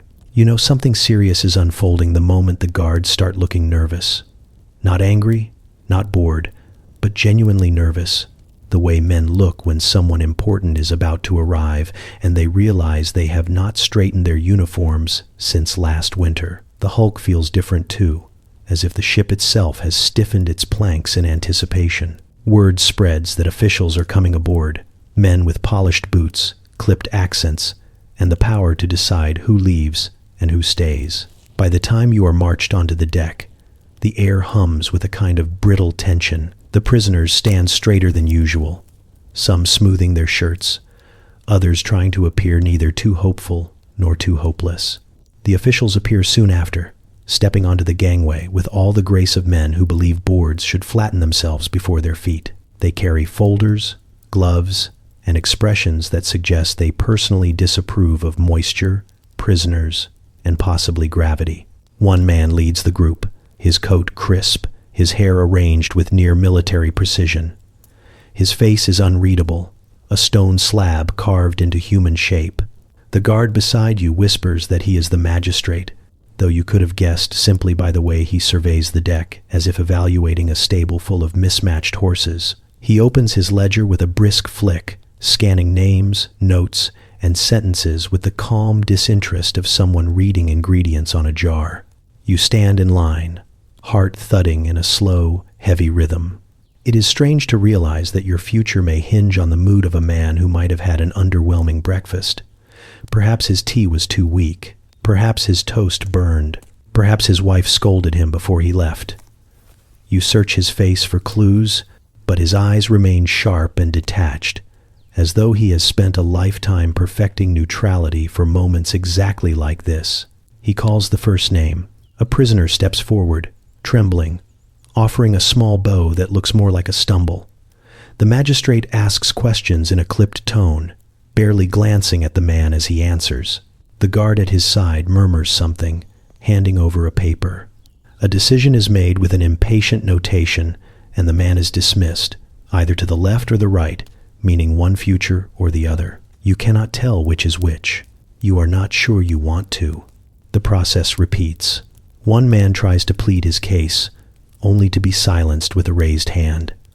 Another mutters something under his breath, and a guard elbows him sharply. A third stands tall, jaw set, offering answers with the dignity of someone who refuses to shrink, though his hands shake visibly at his sides. The magistrate remains unflinching, his voice steady, his pen scratching neat little fates into the ledger. When he finally calls your name, the world narrows. You step forward, the chains around your ankles clinking loud enough to echo.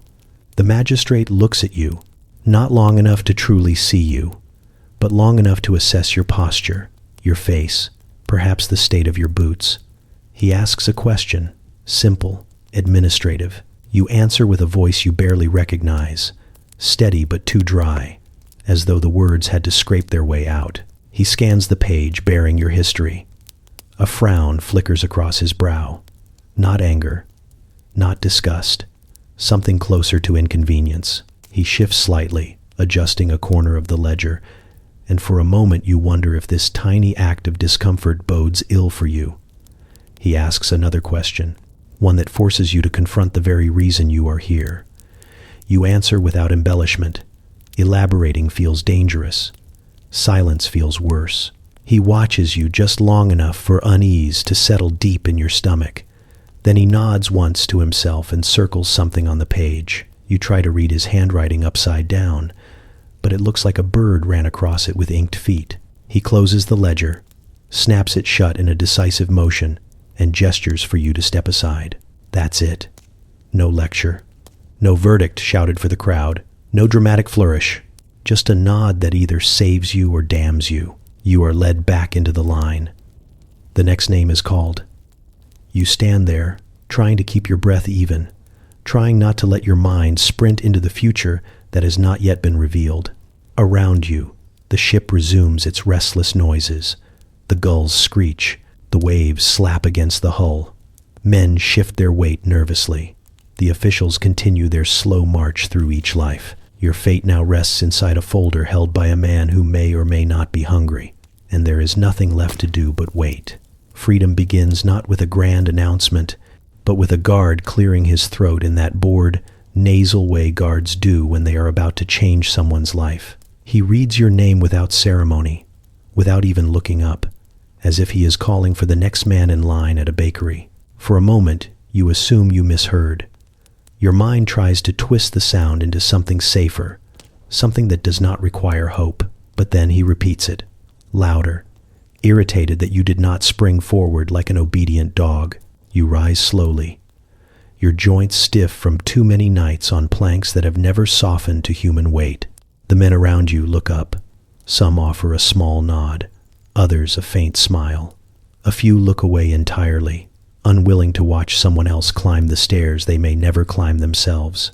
You do not blame them. Your legs tremble as you move toward the hatch, and you tell yourself it is only the cold. The climb to the main deck feels strangely long, as if each step is resisting you out of habit. You emerge into the light, blinking at a sky that seems impossibly open. The air tastes different up here, sharper, colder, unfiltered by 200 lungs, and the endless damp.